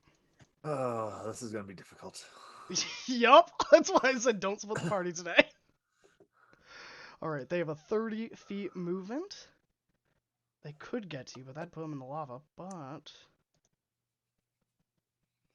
one can go here. Yeah, they're gonna take the dodge action. I think they're both. One's gonna move there, one is going to move, I think, about here. As these lion-esque limestone creations. Question. Yes. Do Leonids or Leonid-shaped stone creatures count as humans for the sake of a hold person spell? No. Okay, wanted to check. They count as constructs. So would they fall under hold monster then? I don't believe constructs count as monsters either. I'm not sure though. Dumb. I think. Dumb. Let me double check though. Hold monster. Concentration. Choose a creature that you can see within range. I don't. The spell, because the spell has no effect on undead, I would assume it would have no effect on constructs. For the same reasoning. Fair, I suppose. That a creature is living, and a construct or undead are not a living creature. But they are both going to take the dodge action because I don't believe they have any other one. Nope, they don't. So that brings us to, drumroll please as I pull up in the right tab, Beldis, it's up to you. Of course they're stone. Of course they're statues. Why would it be anything easier to deal with, for the love of... All right, great. I'm so thrilled by statues right now. And the other Leonid is that far away, so I gotta That is out of reach. That is out of course, everything's out of reach. Oh, Graham, I love you. You thought I was gonna make this easy. Huh? However, we can play the fun as we chase each other around the lava pit. I know. Avoiding each other. So in this slightly dejected sigh of I was really hoping for something fleshy instead of solid rock. And as I'm kind of just taking my shield from my back and strapping it to my arm, I'll reach into my spell component pouch, pull out that little bit of a little tuft of bull hair, take a quick sniff from it, and I will do a bull strength onto myself as the enhanced ability spell. Okay. Movement wise, are these 5-foot squares? Yes. Okay, grab and move. 5, 10, 15, 20. I am moving to that spot. I move 20 feet around the pool of lava here, closing the distance to one of these statues. All right. Or whatever they are. Yeah, so you're within 5 feet of it. Yeah. All right, let's do this. All right. I do not have a weapon in my hand at this moment. Okay. Karis. Alrighty. Let's go, friends. Let's see. What do I want? What do I want? I have so many options. Except the ones I want. Well, then. I'm gonna... I think we're gonna go with a second firebolt to the one blocking the way. Okay. Roll your attack. And let me make sure I marked off the other crit that I used. Cool. That is a 16 plus 7 is 23. That will hit. Cool.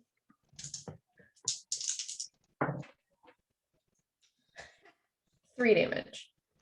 3 damage. Yeah, 3 fire damage. All right. Noted. Anything else?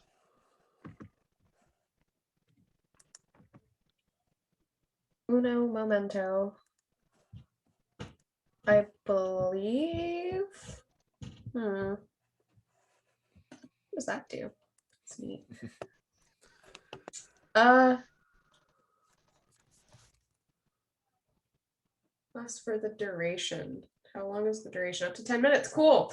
I'm gonna cast Flame Blade, and you see in Karis's hand forms a flaming curved blade, much like the Kopesh, but it's actually a sickle that has been formed out of pure flame. Is it a So concentration slightly spell? smaller. Is it a concentration spell? It is a concentration up to 10 minutes. Okay. Rue, your invisibility fails. Yeah. Producing a leaf of sumac bonus action. She will invoke this flaming blade. If I let it go, it will disappear, but then I can invoke it again as bonus action. And then I can use it to hit stuff if I choose. It also sheds bright light in a 10-foot radius and dim for an additional 10 feet. So, yeah. All right. Ignore whatever D20 just did. I didn't mean to click a thing. No worries.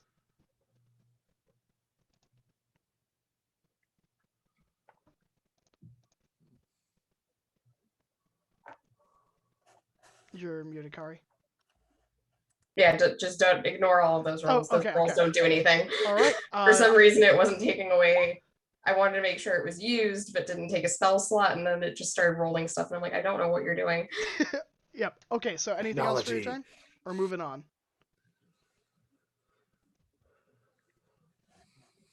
You're good. That's all. Okay. I'm not moving anywhere. Maggie, you are Right. up. Goldeneth on deck. All right, I am going to put my hands together and light a flame magically between them, and I'm going to send 3 scorching rays. I'm going to send at the same one that Karis just did. Okay. And so it's 3 separate attacks with my spell modifier, which of course I know. Okay. That is a 25, a 19, and a 17. All three will hit. Roll damage. Okay.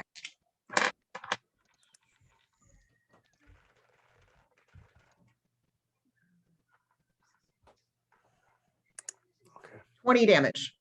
20 damage. Mhm. All right. Noted. And then I'm gonna scritch Sparkles right between the wings, right between, and Sparkles is gonna pop into 10 different bees, turn their stingers around, and go to the same one and do an attack, which is really a ranged attack, but it looks cooler this way. And attack modifier, hit range. That's a 14 to hit. That will not be sufficient. These things Okay. are made of stone, and even as the stingers hit, can't find a lot of purchase. Imagine them going pew, pew, pew, pew, bouncing off, and then back and into 1B form at Sparkles. That's my turn. All right, Goloneth. Yeah. Let's do this thing. What do y'all think? I think it's a great idea. Short bow to the one that is engaged with Eldest. Okay. Oh man, that is a natural 20. That will hit. Yeah. +3. No, I'm sorry. Does he get +5 for sneak attack? 25. For 25. Yeah, I do get sneak attack because it's engaged with Eldest, correct? Mhm. So, short bow, 2d6. That was shitty. So that's going to be 6 on that, and then 3d6. 6, 9, 13, 19 total. 19 total. Have Yep. 2. Let's round up. All right, your arrow strikes into this stone creature. Doesn't find as much purchase as you would think. Bonus action hide. Roll me that stealth check. Oh no, that's 3. Hold You on. feel hidden. What's my plus 8? 11. You feel hidden. Yeah. Hugging the wall. Hugging the wall, but my head's above. All right. Anything else? No, I'm done. Thank you. All right, Rue, you are up. Rue seeing themselves, like, oh, okay, and just gonna go ahead and cast Fairy Fire on the 2 statues in front of us, and that's a dex save of 15 for them. All right, dex save of 15. 1 saves, 2 saves. A 19 and a 17. Well, shit. She'll move. But yeah, that's a turn. I'll move somewhere. All right. That brings us to your plate-wearing Leonin. The Leonin stabs their greatsword into the sandstone tiles of the floor and reaches down and grabs the individual who has basically been beaten into submission from what you can see. He lifts this being up and holds them above their head. We are inevitable, and slams the being onto the blade of the statue. Ow. Through the middle, leaving them hanging there. Still alive. Barely. Oh. Rue! Karis is gonna call to you, but on my turn, I might move toward you, Rue. And then they are going to move 30 feet closer. So they are moving towards you to the altar. Bringing us to the top of the round with the creatures. The one in combat with Beldis is going to move 5 feet to the left. The other one is going to move to support that. The first one is going to, you know what? Let's go a little crazy tonight, huh? Let's use a crit. I guess you got him. I got him. You know, at least that means I'll have used 2 from my total 4 for you all, and then I'll use the other 2 for the other campaign. It's only fair. All right, so that is going to be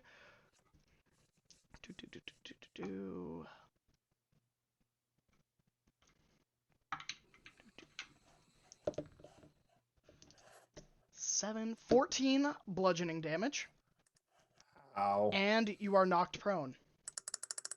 No save? No save. It is an automatic prone. Okay. The Prone other it one is going to make this one right here, the one that is slightly injured, is going to make a attack on Rue. Does a 24 hit. Barely. For 11 bludgeoning, and you were knocked prone. I believe halflings can't be knocked prone. I don't. Maybe. We're already prone. it's a quick trip to the floor. It's already down here. It's like, have you ever watched that old Vine with like the kid walking and then like the brother hits them, they just go with like a pillow and they just go flat to the ground? I envision it's like that. That is all for their turn. She's got her little shield up and then just like poof, pancaked. Beldis, you are up. Karis on deck. All right. We'll play this way. So I'm gonna burn my crit right now. Okay. I was gonna play nice and go dice rolls, but we're doing the crit game. And if I have to do a second crit to pull this off, I will burn that as well. Okay. I like where we're going with this. So from my prone position, fantastic, great. I love this here. By the way, did you know dwarves are excellent sumo wrestlers? Half my movement to get back up, and I basically go into the sumo standing point there. And if you've ever watched this little dude named Eno wrestle with somebody who's like 400 pounds heavier than him, I'm going to try to get into this. The statue's legs, lift it up, and I'm going to try to toss it out of the ring and into the lava. Okay. I love that. I love that. Incredible. Too. So you're using a nat 20. I'm using a nat 20 for that. Yep. And it's a grapple check. It is or a push, grapple I check. guess. Well, yeah, technically I'm doing a shove action. Okay. Yeah. So what would your total be with a 20? That would be a 22. 22. Okay. Yeah. And because having advantage on this really wouldn't give me any, just give me the extra dice roll. So yeah, 22. Okay. So the one you are not hitting has a special reaction. Okay. In response to another creature within 5 feet of it being hit by an attack roll, the Stone Defender gives that creature a +5 bonus, which wouldn't beat the AC, so you are able to push them into the fire. Great. How much is lava damage? You know, I probably should have factored that in. A lot. Let's say Especially something stone. Yeah, let's say 3d10. I think that's a fair number. Because otherwise I can push you into the fire, so remember? Yeah, you know what? I'm not going to find the actual numbers now that you said that. We're just going to go. 4, 6, 15, 25 fire damage. Nice. Yep. So that is my movement, my action, bonus action. I'm going to just look right over towards Golineth. Sorry, you're not hiding that well. And I'm just going to grunt. I'm just going to grunt at you, and I'm giving you Bardic Inspiration again. Kick some ass. Yes. All right. And that is my entire action economy. All right, Karis. Yeah, so Karis is going to turn to you, Maggie, because Rue is now across the room and on her back. That's unfortunate. You heal, right? To Maggie. Cool. She's going to take out her broom, give it to you, and say, hold on. And she's going to misty step them 30 feet forward and then tell her to fly the rest of the way to the man who's currently impaled. We were on the She same will stand page. in front of the plated guy and be like, let's go. Bad idea as a wizard, but she is like, I don't care.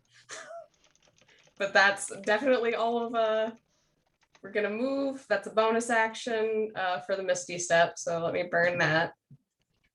Goodbye, second level spells. I missed you. So we kind of move, and we are like here-ish. That's where I drop us off. I think that's 30 feet last I measured. Yep. So both me and Maggie are there. Maggie has my broom of flying and can mount the broom and go, I think, 60 feet on her turn as she chooses. That might be a little too far. I might be like a square back. That's fine. And that's the guy at the very end. Yeah. Okay. So the guy at the very end, I think the statue is where the dude is. Yeah, we'll put River right. Not that I want River to get injured, but we'll put River right where the injured person is. Cool, thanks. That helps. We'll just Yeah. use this token. Well, yeah. Had the token on the map. That's good. All right, so I'm here. I've got my sword. Use my bonus action. I'm going to use my regular action to fire another firebolt at plated guy. All right. And we're gonna, you know what? Nah. It's the regular way, that's fine. 14 plus 7 is 21. That will hit. Yes. I love that for me. Where's the other ones? Suddenly I don't have any d10s. All right, that is 9 and 8, the 17 fire damage. 17, all right.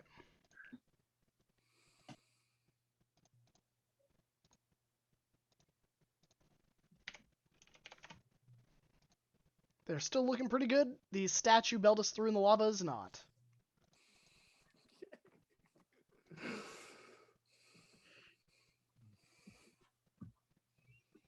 Is it my turn? 18d10, yeah, we don't want that. I had a feeling it I was going to be looked it up. closer to that. I looked it up and didn't say anything. God, I would be like, well, how many of us are rolling new characters tonight? Oof. We all play the game who can chuck each other into the lava the fastest. The worst part is if you fall to 0 in lava, I believe you are instantly burned up. Or after Oh, 3 yeah, death like, saving there's throws. no So body Revivify there. would not even help you. Mhm. Lava's mean. Oh yeah. All right, Maggie. Can you clarify where I am? Because I was You just are taking. You right are on top on- of me. yeah. Because I took you with me in a Misty Step. Okay. So we're going. Okay, so there's River, who's not actually River, at the Yeah. end here, and then what is the circle that's between me That's the and plated River? dude. Quick point of order. Karis, Mhm. I don't think Misty Step allows you to take a teammate. And I believe Oh. Maggie went into their Furbolg form prior. Damn. Correct? Yes, I did. I'm in Furbolg form. I couldn't have cast Yeah. not So, in Furbolg form. so That's you fine. would have teleported, but not been able to bring Maggie along. Damn. Would that have changed anything? At this point, it wouldn't change because I would have given her the broom anyway. I Okay. Misty stepped in. Okay. How fast is the broom? The broom is, I believe, 60 feet. Okay. Hold on, let me check. Broom of flying. Flying speed of 50 feet, excuse me. 50 feet. So you can go 50 feet on the broom and you can go at height. So you can fly over things. And that's my movement, yeah. Yeah. Okay. Then I am gonna go. I think if 50 the dash feet. action, you might be able to do it.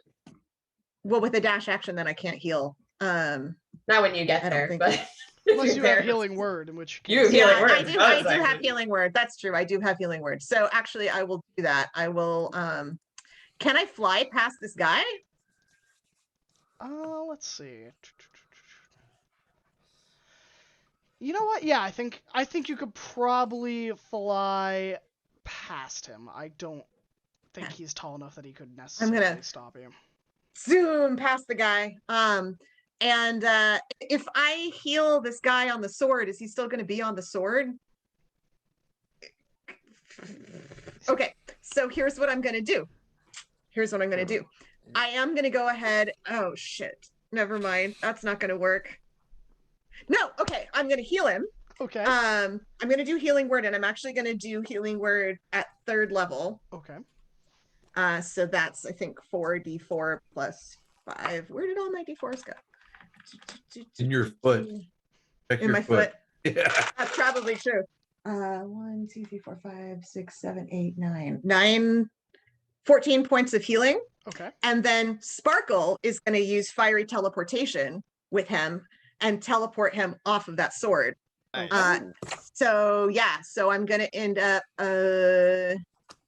15 feet away from where he was. So I think that I don't know how to show you where I'm going.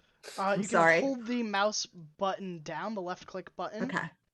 So like if I'm And- going to go 15 feet, I'm going to go where I could like kind of be concealed by something. So behind whatever this column is. Okay. Yeah.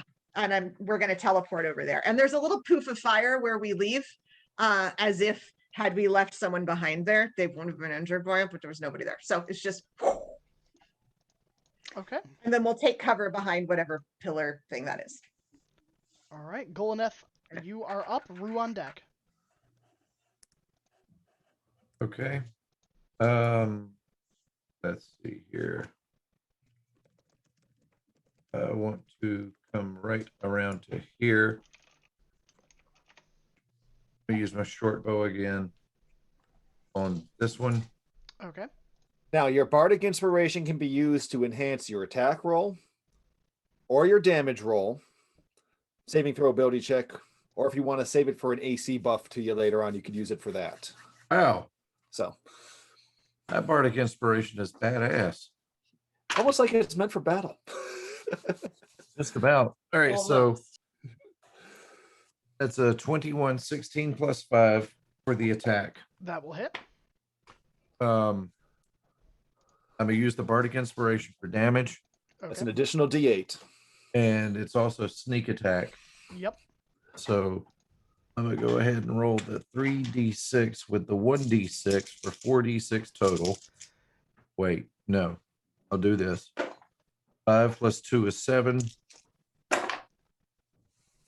7, 10, 18. Now the d8 for another 8, 26. All right. And this is on the one that's not in the lava, correct? Yes, that's correct. All right. 26 halved. All right. This halving is killing me. And then I'm going to bonus action hide. Okay. Roll stealth check. 19. 19. Yep. You feel pretty hidden. Sweet. I just kind of look at Beldis and I'm just like,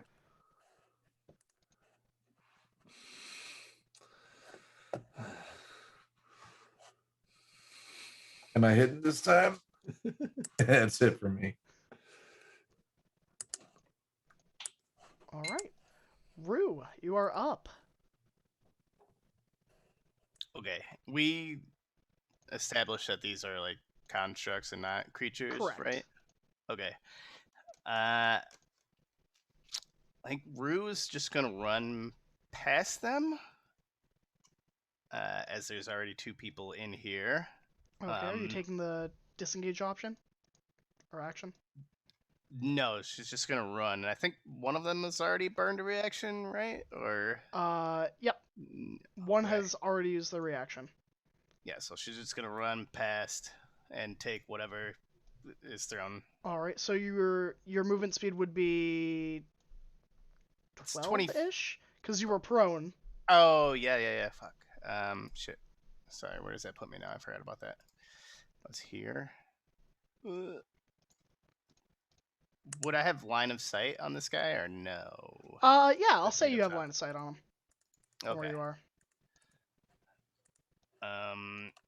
And with that, just cast Moonbeam at 3rd level on that sucker. All right. And that's a deck save. It'll be a con save at the top of their turn. Okay. But I think they're after Yeah, me they're after anyway, you, so I'll you just can- make it now. Sure. 15. That is a 13. All right, they're going to take a full 3d10. Oh, okay. That's pretty good.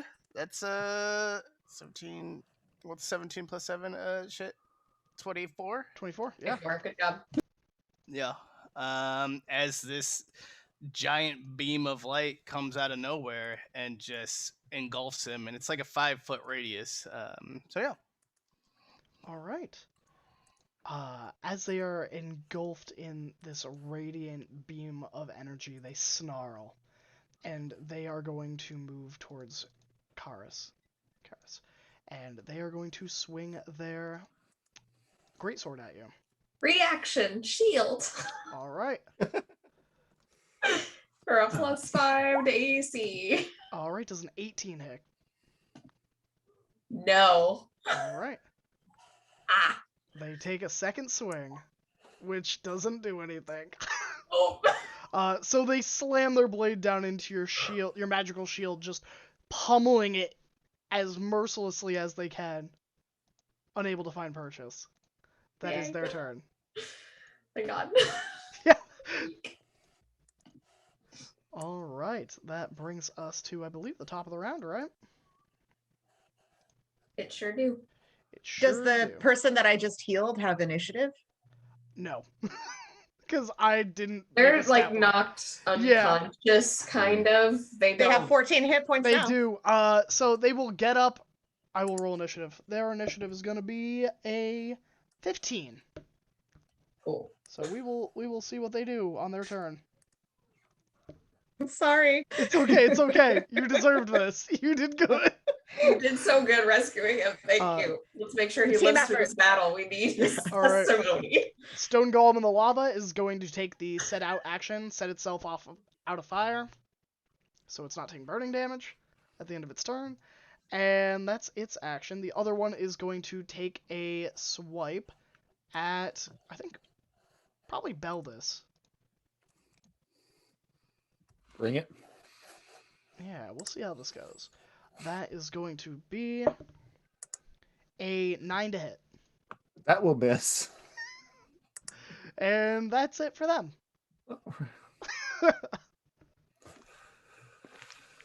Bringing us to Beldis. Speak of the devil. Karis on deck. All right, I'm gonna give this a try because I don't know if it doesn't work. I have my doubts, and you swing like you weren't even carved out of stone. Vicious mockery. If it takes psychic damage, I don't know, but it'd be a wisdom saving throw. Okay, I don't believe they are immune to that. Wisdom saving throw? Mm-hmm. What's the DC? DC 14. All right, that is going to be a 19 for their save. Okay, they make their save. Nothing happens. Action, great. Bonus action. I don't really have anything good at this particular moment. And movement. I am not. Wait. Map. Where'd that map go? I'm staying pretty much right where I am. That is it. I'm done this turn. Okay. Karis, followed by Maggie.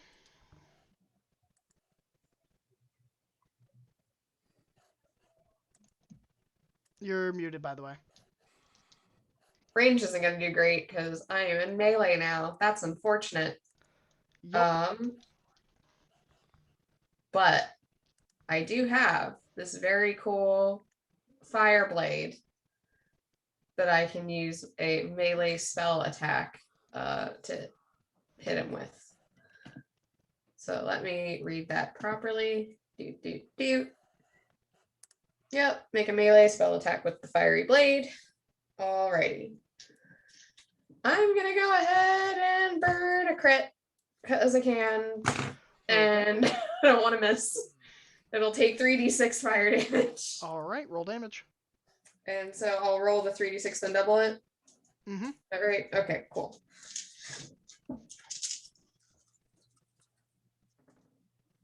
All right, that is 28 fire damage They as she are. swipes the sickle from lower to up. They are bloodied and not looking well. Kind of ash and char coming out of their mouth as you slash into them. Wow. Maggie, you are up. That changes what I was gonna do. Awesome. If they're looking bad, I'm gonna follow up on that. I am going to let's see, it's 120. Cool. I'm gonna step out just enough to have line of sight with the person that Karis is engaged with, and I'm gonna do my scorching rays again. Which is 3 attacks, and I'll just take one as a crit, please. And then the other 2 are 22 to hit and a 14 to hit. Those will both hit. Awesome. So that's 76 plus 5. Oh, it's plus 5 for each of them. Sorry. 6, 7, 8, 9. Doubled to 18 is 23 damage. Plus 6 damage. And more 6 damage. So 23, 35. Okay. How do you do this?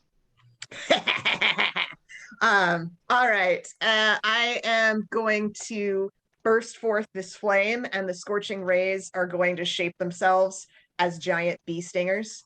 And for just a moment, they're going to pierce his body, and you can see them as if they are swords through his body before they in a ball of flame. Nice. As this individual falls to the ground, blood pouring from these wounds, they cough out, "You've stopped nothing. It's coming for you all." And there's no more. I'll just say back, we've stopped you. That would be something that stopped. All right, that brings us to Golnath. Rue, you are on Yep. deck. Can I fire on either one of those 2 without hitting anyone else? Yeah. Like, do I have? Okay. I want to pop up and short bow again, even though it's only half damn effective. All right, the lava one or the other one? The lava one. Okay. That's going to be an 18, 13 on the die plus 5. 18 plus 5. Yeah. Oh. 18 total. One will use a reaction to buff that one's AC to a 20. So it kind of raises an arm and smacks your short bow arrow out of the way. Okay, I just yell at it in Elvish, telling it it's a big dumb animal, and then a bonus action hide. Alright, roll me a stealth roll. Oh boy. Your mother was a hamster and your father Well- smelled elderberries. And your father was a hamster. 12 plus 8, 20. 20. Yep. Yep. Alright. Yep. Rue, you are up.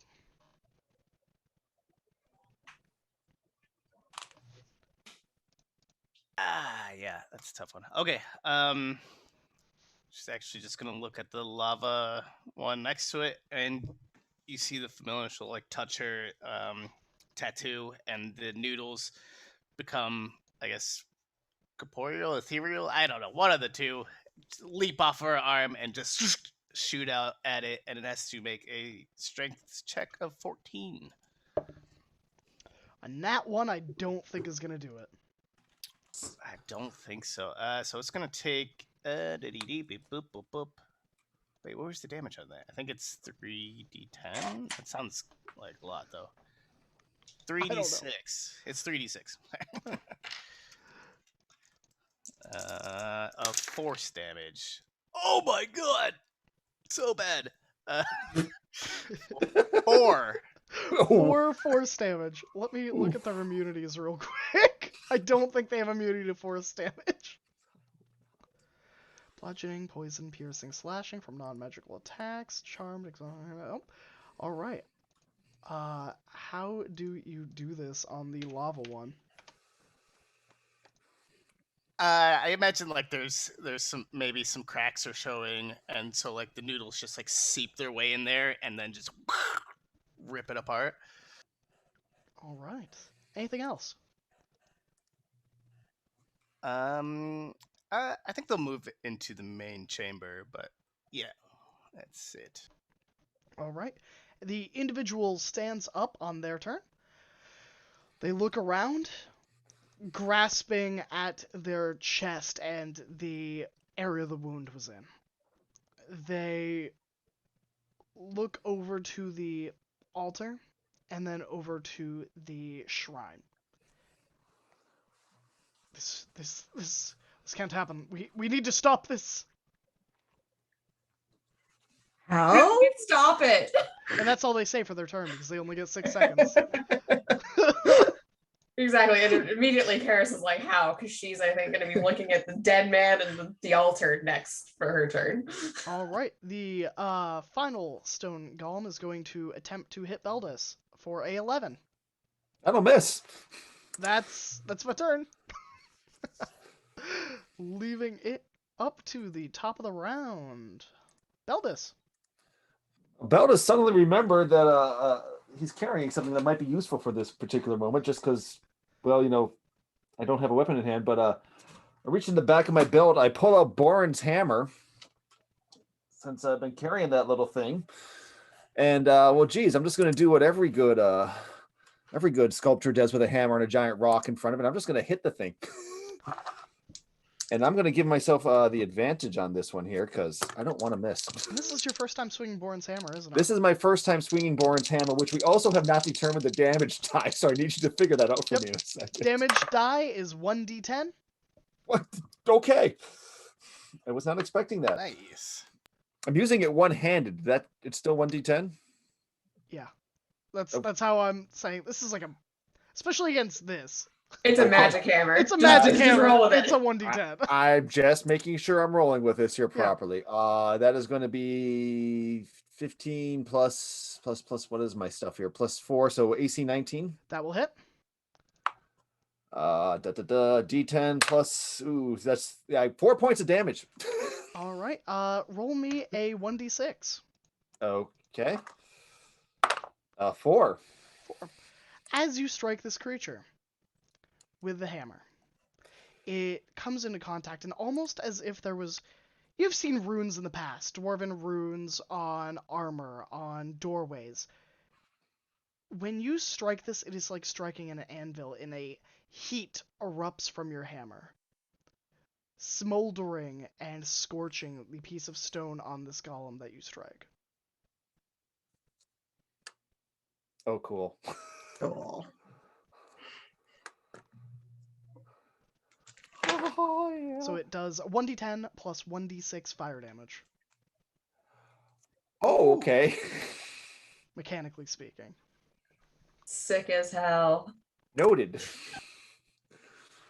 And we'll play with that later. So that is my action. The thing is still, I guess, standing? Yep. Oh, bugger. I am actually in a really decent position. And once again, I don't have the bonus action. I thought I did. So that is my turn. All right. Karis. What do I need to do to assess the situation with the shrine here with the dead body and also this other dead body? Well, I mean, you can do one or the other. You've got about 6 seconds to do it, so you could go 30 feet closer to the shrine and give me an Arcana check or religion check, or you could search the body for an item or control rod or something like that. Your choice. I'm going to delegate and say, hey, Rue, search the body. I'm going to go look at that situation. And she's going to approach the altar and roll an Arcana, because that's what we do.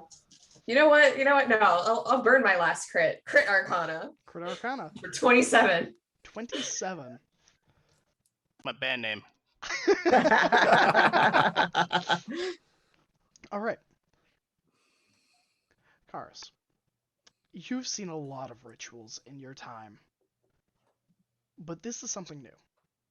It is a mix of arcana with divine magic.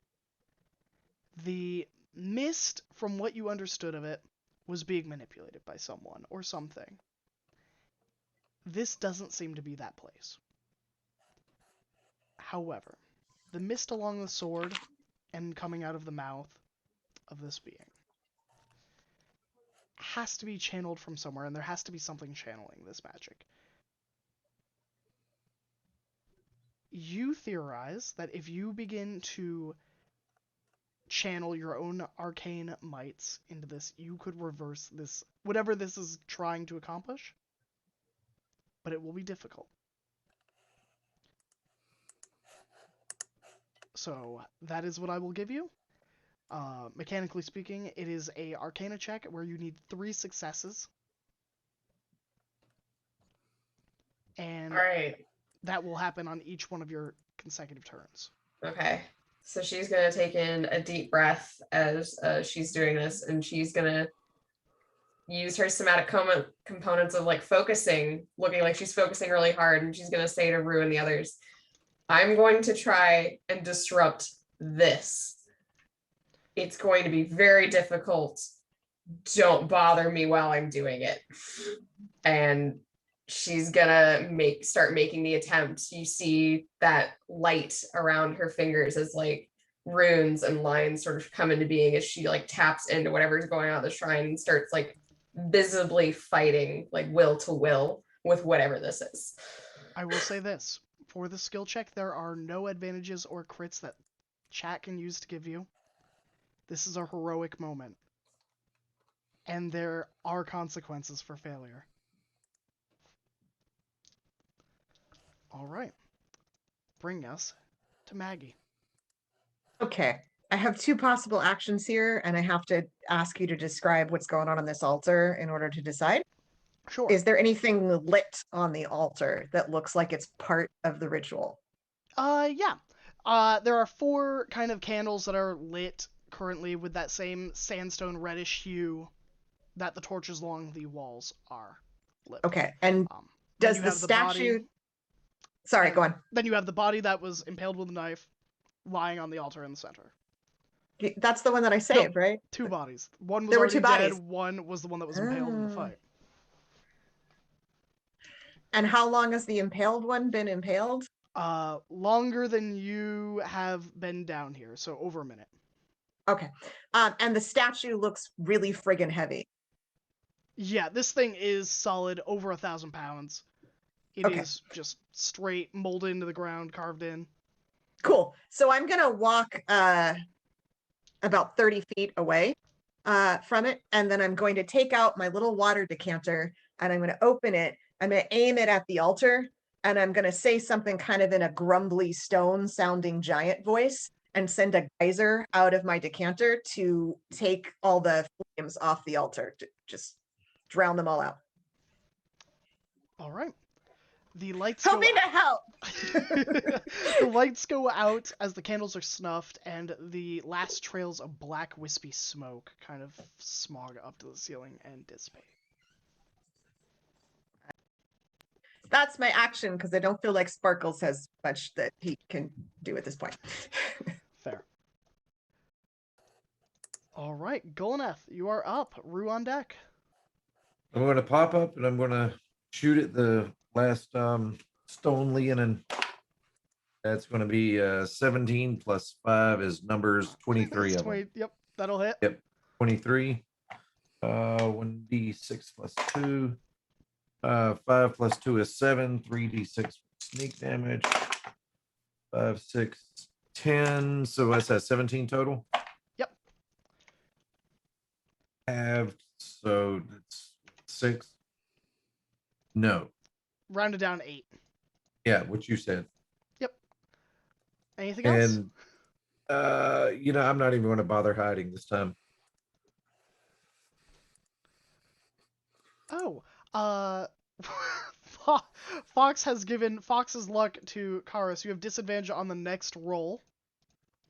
but not for the heroic moment. I will not penalize you for this. But for whatever roll comes next, please mark that the next non-heroic moment is Exactly. a disadvantage. Because that would just be mean. Well, yeah, you already said like chat can't affect my heroic moment, so it would be really bonkers. Yeah, only negative effects. But Yeah. question: Yeah. will Beldis's inspiration be able to help me or not? If, Just I if certainly that is hope so. Beldis's action. Or, Exactly. or bonus action. Exactly. on her turn. Irrespective of what Beldis wants to do, I just wanted to know for clarification for everyone. As long as it's not a chat inspiration, it might still count. Yeah. So Maggie, would you like me to move you to the altar on Roll20? I moved myself 30 Oh. feet away because the geyser travels 30 right, feet. Right, yeah. I don't want to stand next to that thing. Karis would also be making eyes like, please don't say this. Yeah. All right, Rue. All right, for clerification, Ah, Eh, Rue still has Moonbeam up, Yep. and as an action, she can move it up to 60 feet, which would put it over the statue. Would that help? over the guess- statue. She may or may not know. Yeah, I would say it's 50-50, honestly. Could go either way. You could either unleash all the stored up magical energies and it just kind of explodes out, or whatever the focus is, you could destroy it with enough damage. Without understanding the ritual that's going on, I don't think you would necessarily know. I mean, it's very tough because that's what I wanted to do before, but now I'm not sure. I'll roll right now. I'll say positives yes, negatives no, and I'm not going to tell you what the result is. study his face. Study his face. See a flinch. We'll leave it up. Karis, I can maybe assist. Yes or no? She is full on like into it. She doesn't really hear you. She looks like she is like wrestling a struggling snake kind of idea with like her eyes alone as she's like got these energies focused. But she gives you no response, unfortunately.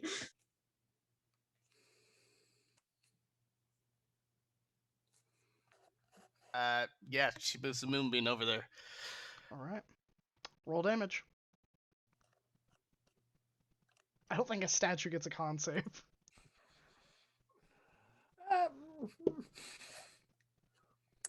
Well, I guess that was the other thing. It's like it's not a it does damage to creatures. Okay, so then it would. wouldn't apply. Because this is not a creature. All right. Well, then, yeah, she would just check the body for stuff. Okay. And Yep. Roll me an investigation check. you know what? We'll just crit it. Let's go. All right. You don't use them. That's what they're there for. Exactly. If you don't use them, maybe I'll implement a rule that's like you don't use them, you'll lose them. Wouldn't that be Is nice? it true if you don't use it, you lose it? That's what I heard about spell slots. That's why This you is never go true. to bed with an extra sending spell. And what is the total for the investigation? Oh yeah, sorry, I have to actually look at my modifiers. Huh? 21. She's 21. not great at that. So besides the greatsword that is, now grasped in its dead claw, the plate armor, you begin digging into, underneath the plate, looking for a necklace, an amulet, looking for focuses, looking for items or rods or anything that could be used. You get your fingers under the clasp of the breastplate, prying it open basically to get into the body. There are three things. There is what seems to be a spell book. It is clasped. It is iron bound. It is this worn, sand-dusted, like 100-page book that seems to have been tucked into the armor itself. there is an amulet with a carved idol onto it that appears to be like a mirror shattering, and almost like magically these shards of shattered mirror are hovering next to the necklace. Guards of Anarion. Shards of a mirror. A mirror?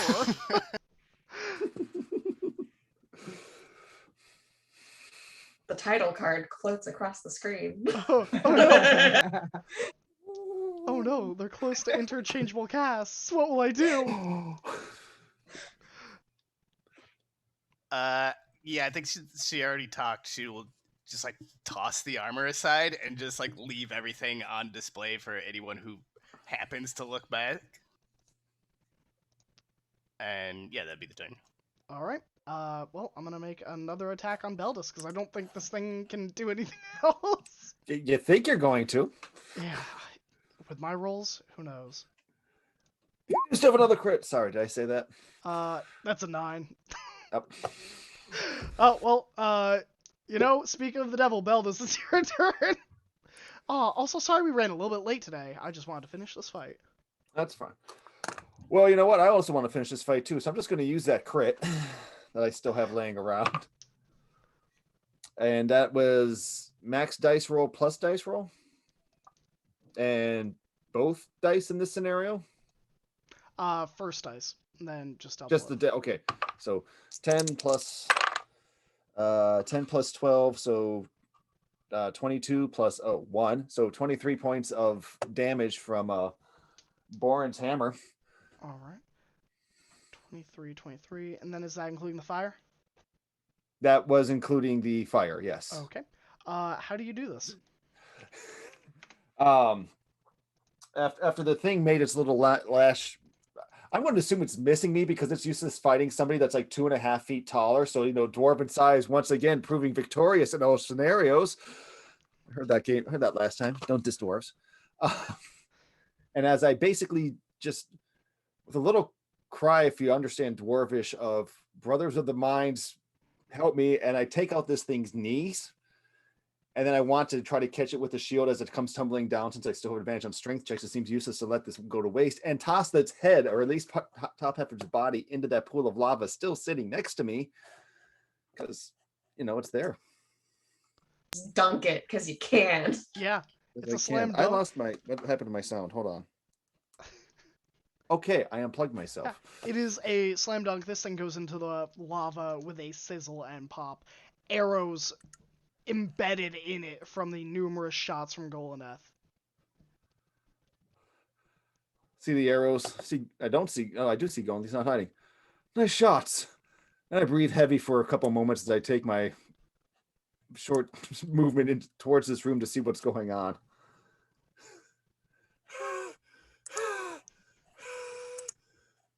That's my turn. All 25 feet of movement. All 25 feet of movement. All right. Karis, roll me an Arcana check.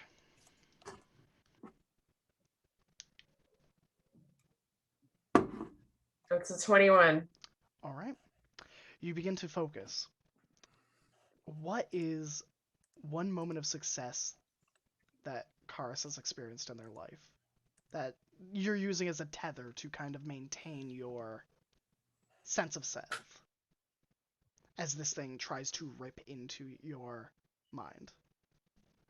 I think she's holding on to the fact that she was the youngest and probably least experienced wizard to have successfully passed the tests of the Assyrian Empire for like war wizardry, and passed with like excellence across the board. Like, she knows that she has incredible talent and incredible will and an incredible dedication to her craft, and she is not going to let this thing beat her. All right, that is one check. All right, out of 3. We'll see how this goes. Which brings us to Maggie. Is there anything you would be doing?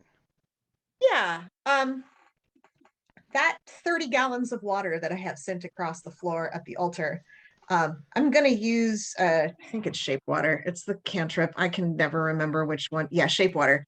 And I'm gonna pull it into any pores or cracks or openings or little folds that exist in that statue. And for now, because I can't do anything else with it, I'm just gonna hold it there. So I'm sending liquid into any little place that could potentially crack in the statue. I'm holding it in there. Okay. That's it. Oh, and I might go to the guy. Any advice on what we should do? I don't know. All I did was arrange some stuff to be brought in. I don't know anything about this. And I keep holding the water in. Okay.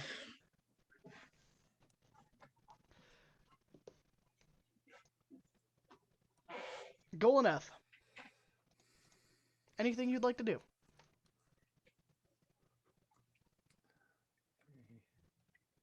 I want to start searching the rooms. This one specifically. Okay. You may do so. So as you kind of move that way, you see a room to the left and a room to the right.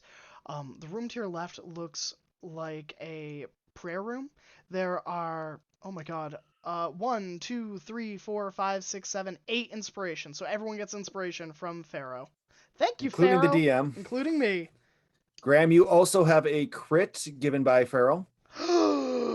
And the entire squad has a crit also given by Farrell.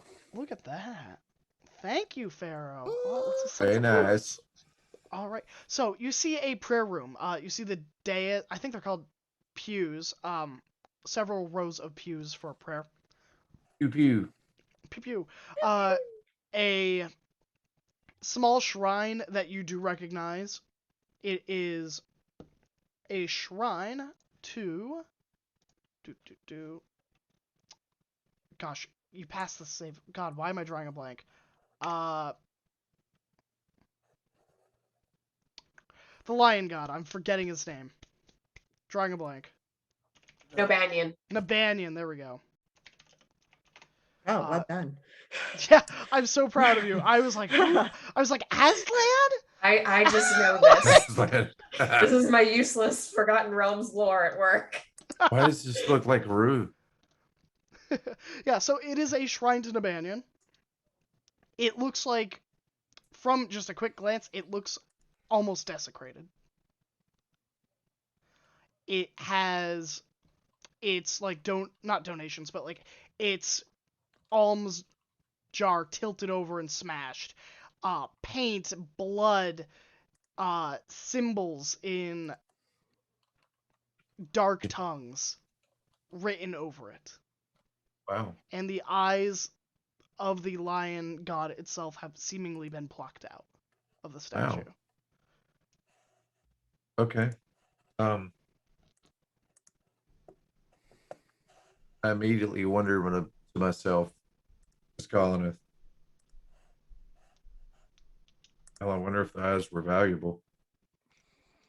And then I think, no. I think somebody was just angry. Then I walked back out of the room. All right. Which brings us to Rue. You know, we'll drop initiative order. I don't think there's a point. There are no more enemies in the vicinity. What was the third item? There was the spell book, the amulet, Oh, and spellbook, the amulet. I don't think I told you a third item. My bad. Oh. There is a ring on their finger. It is a ornate jade ring in the symbol of a serpent.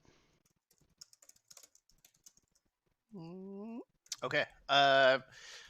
Rue is actually just going to take a note of that. Might pick up that ring. But she'll gently kind of tap Karis on the shoulder or somewhere halfling level and give them guidance. You're doing great, doll. And that's her turn. All right. So 1d4, right? Yeah. Cool. All right.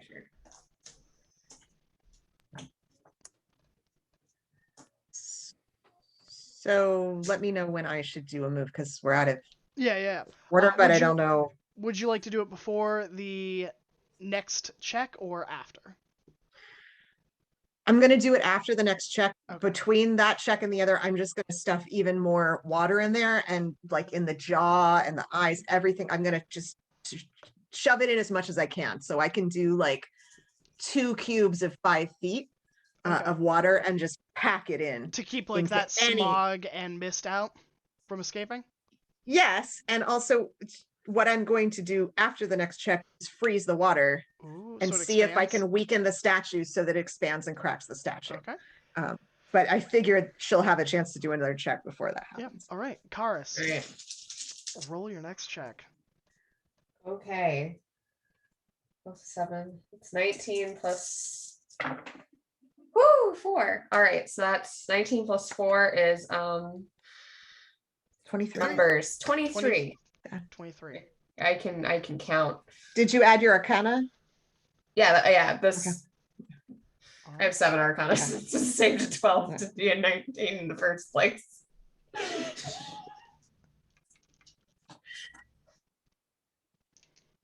Thanks for the guidance, Rue. I appreciate that. You take 12 psychic damage. Ow. Do you look As- like you're okay? So what you would all see is the magic between the two of them flickering. At first, Karis begins to gain the upper hand, as if the statue was not interpreting that there was going to be a fight. And then the ritual, as if it's self-preserving, begins to fight back, strengthening itself, mustering for an attack. As it sort of lashes out, you see tendrils of like sparking red lightning coming out of this statue, as it seems to draw all the magic in the area to it. 2 things to do then, now that I see that she's being harmed. 1, freeze the water Okay. with the intention of cracking the statue as much as I can and weakening it. All right.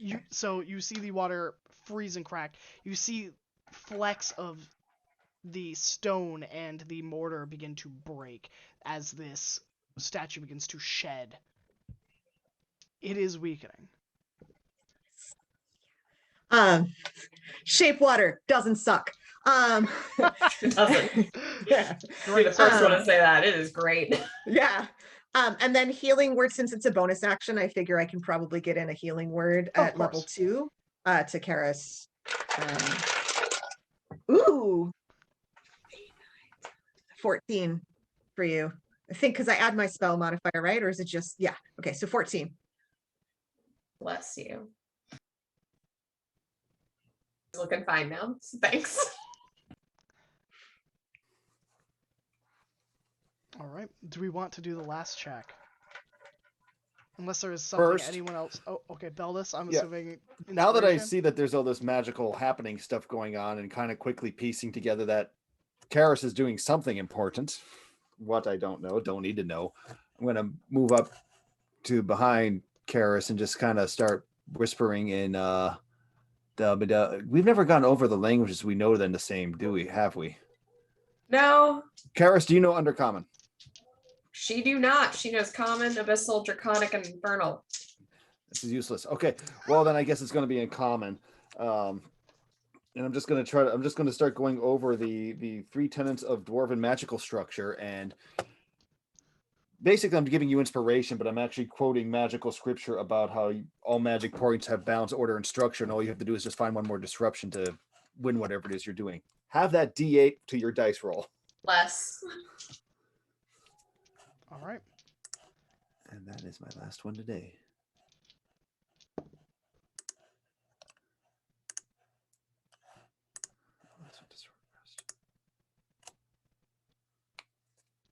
I still get guidance, right? Or is it just the one? It lasts for a minute, so. Okay, so it is for multiple ones. All right. All right, so that's and then D8s.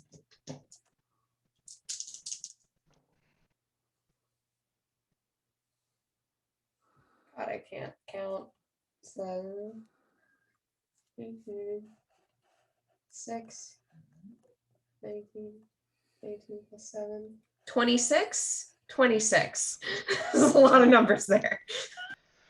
All right.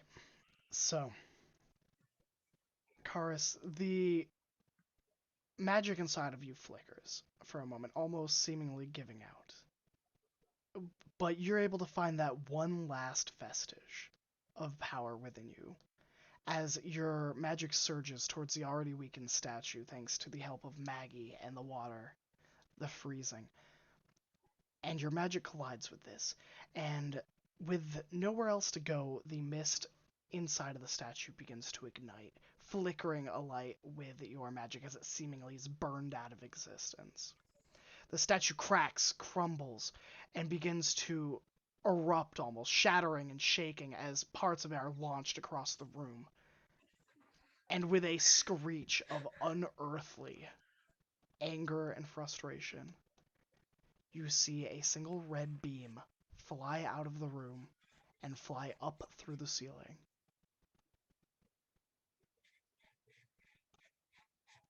And the room is quiet. And that's where we're going to end the session. Go, Karen! Karis absolutely will fall to her knees. She's not unconscious, but she is absolutely slumped and been like, oh god. All right. Well, let's do some call-outs. Who are you? Where can we find you? And, what was your favorite thing tonight? That's hard. Oh, darn. All right, I'm gonna go first. Hey everybody, I'm Kari. I played Karis, the lovely tiefling wizard. You can find me here. That's it. The end. You know how to find me. I am here every Tuesday. Even when I'm not actually playing, I'm generally here on the Tuesdays to watch either of these lovely campaigns go on. And you can also catch me every Friday for Goldshine Investigations. But I only exist as an extension of this place, this time, these games, these people. And I love them. My favorite thing tonight, yes, Karis's thing was really cool, but my other favorite thing is really just Rue having trouble walking, being invisible. This is pretty great. It's like I can't see my boots. How do I do this? It was very good. Okay, I'll go. Hi, I'm Bob. You can find me on Twitter and the Twitch of Cyclor One Eye. I occasionally stream, and when I do, I paint things, and they go from looking like crap to painted less than crap. I have no schedule, just whenever I put it up. My favorite thing tonight was actually Maggie doing spider interpretive dance and giving us visuals to spider interpretive dance. So that was that was fantastic. I loved it. I'll go. I'm Jen, and I'm here every other Tuesday. That's where you can find me. And you can find me on Twitter at Quixote Jen. I would love to talk to you about TTRPG stuff, and I also talk about cancer stuff and survivorship and all that good stuff. So hit me up. And my favorite moment was all the teamwork. Like, I just loved, like, Karis's, like, get on the broom, and, like, all of us trying to find ways to, like, help the ritual or anti-ritual or whatever. And it just felt good. And it felt like the team, like, meshing mechanically as a team. And I really enjoyed that. I guess that leaves me. I'm Confounded. You can find me here or like on Twitter at the Confounded, because Confounded was taken, obviously. My favorite thing tonight was all of the descriptions from everyone. It was all good, and I enjoyed it. Thank you all for tuning in. I love your faces. I guess that's me. I'm Adam.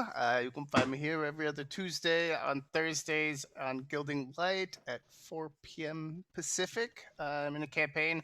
And tomorrow I'll be streaming, I think, Horizon Zero Dawn in the morning at some point, Pacific time. My favorite thing, I think we already hit a lot of stuff, so I'm going to say the chat interaction and just like the tons of love that we received. and the help that we received.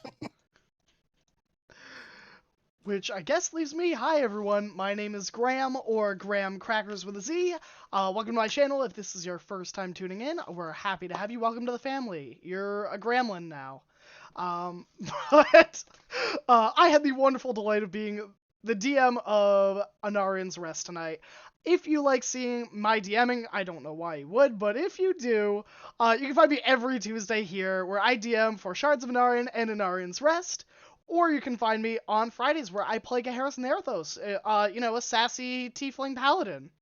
Outside of that, you can find me on a variety of other channels, including every other Saturday, where I am on Polished Cryptid's channel, where I play Mavrin Minados in the High Seas Hijinks campaign. You want a cursed pirate? How about 3? Because that's how many we have.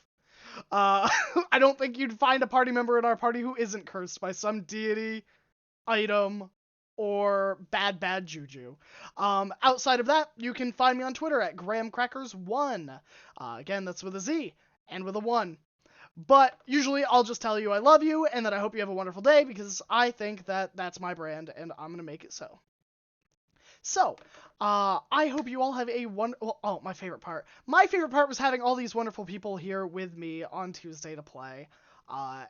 Anytime you get to play with friends, no matter how far away they are or how close, they're always close to your heart, and that's what makes it fun for me. So, without further ado, we are going to say goodbye. We're going to raid someone.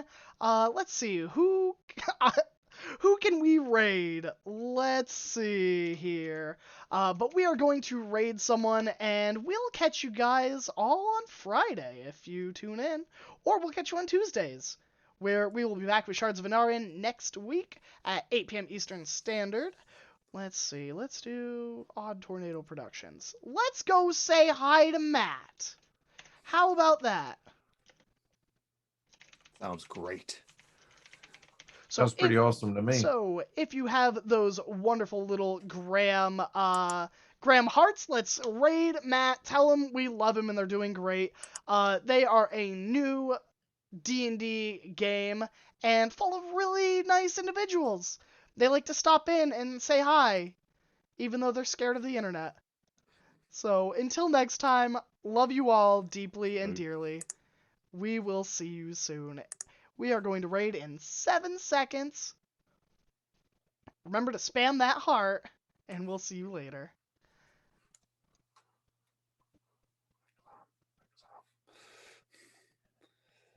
And we should be out.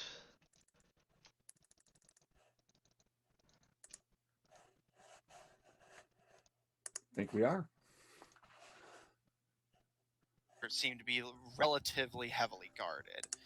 Although from the looks of their equipment, you gather that these people are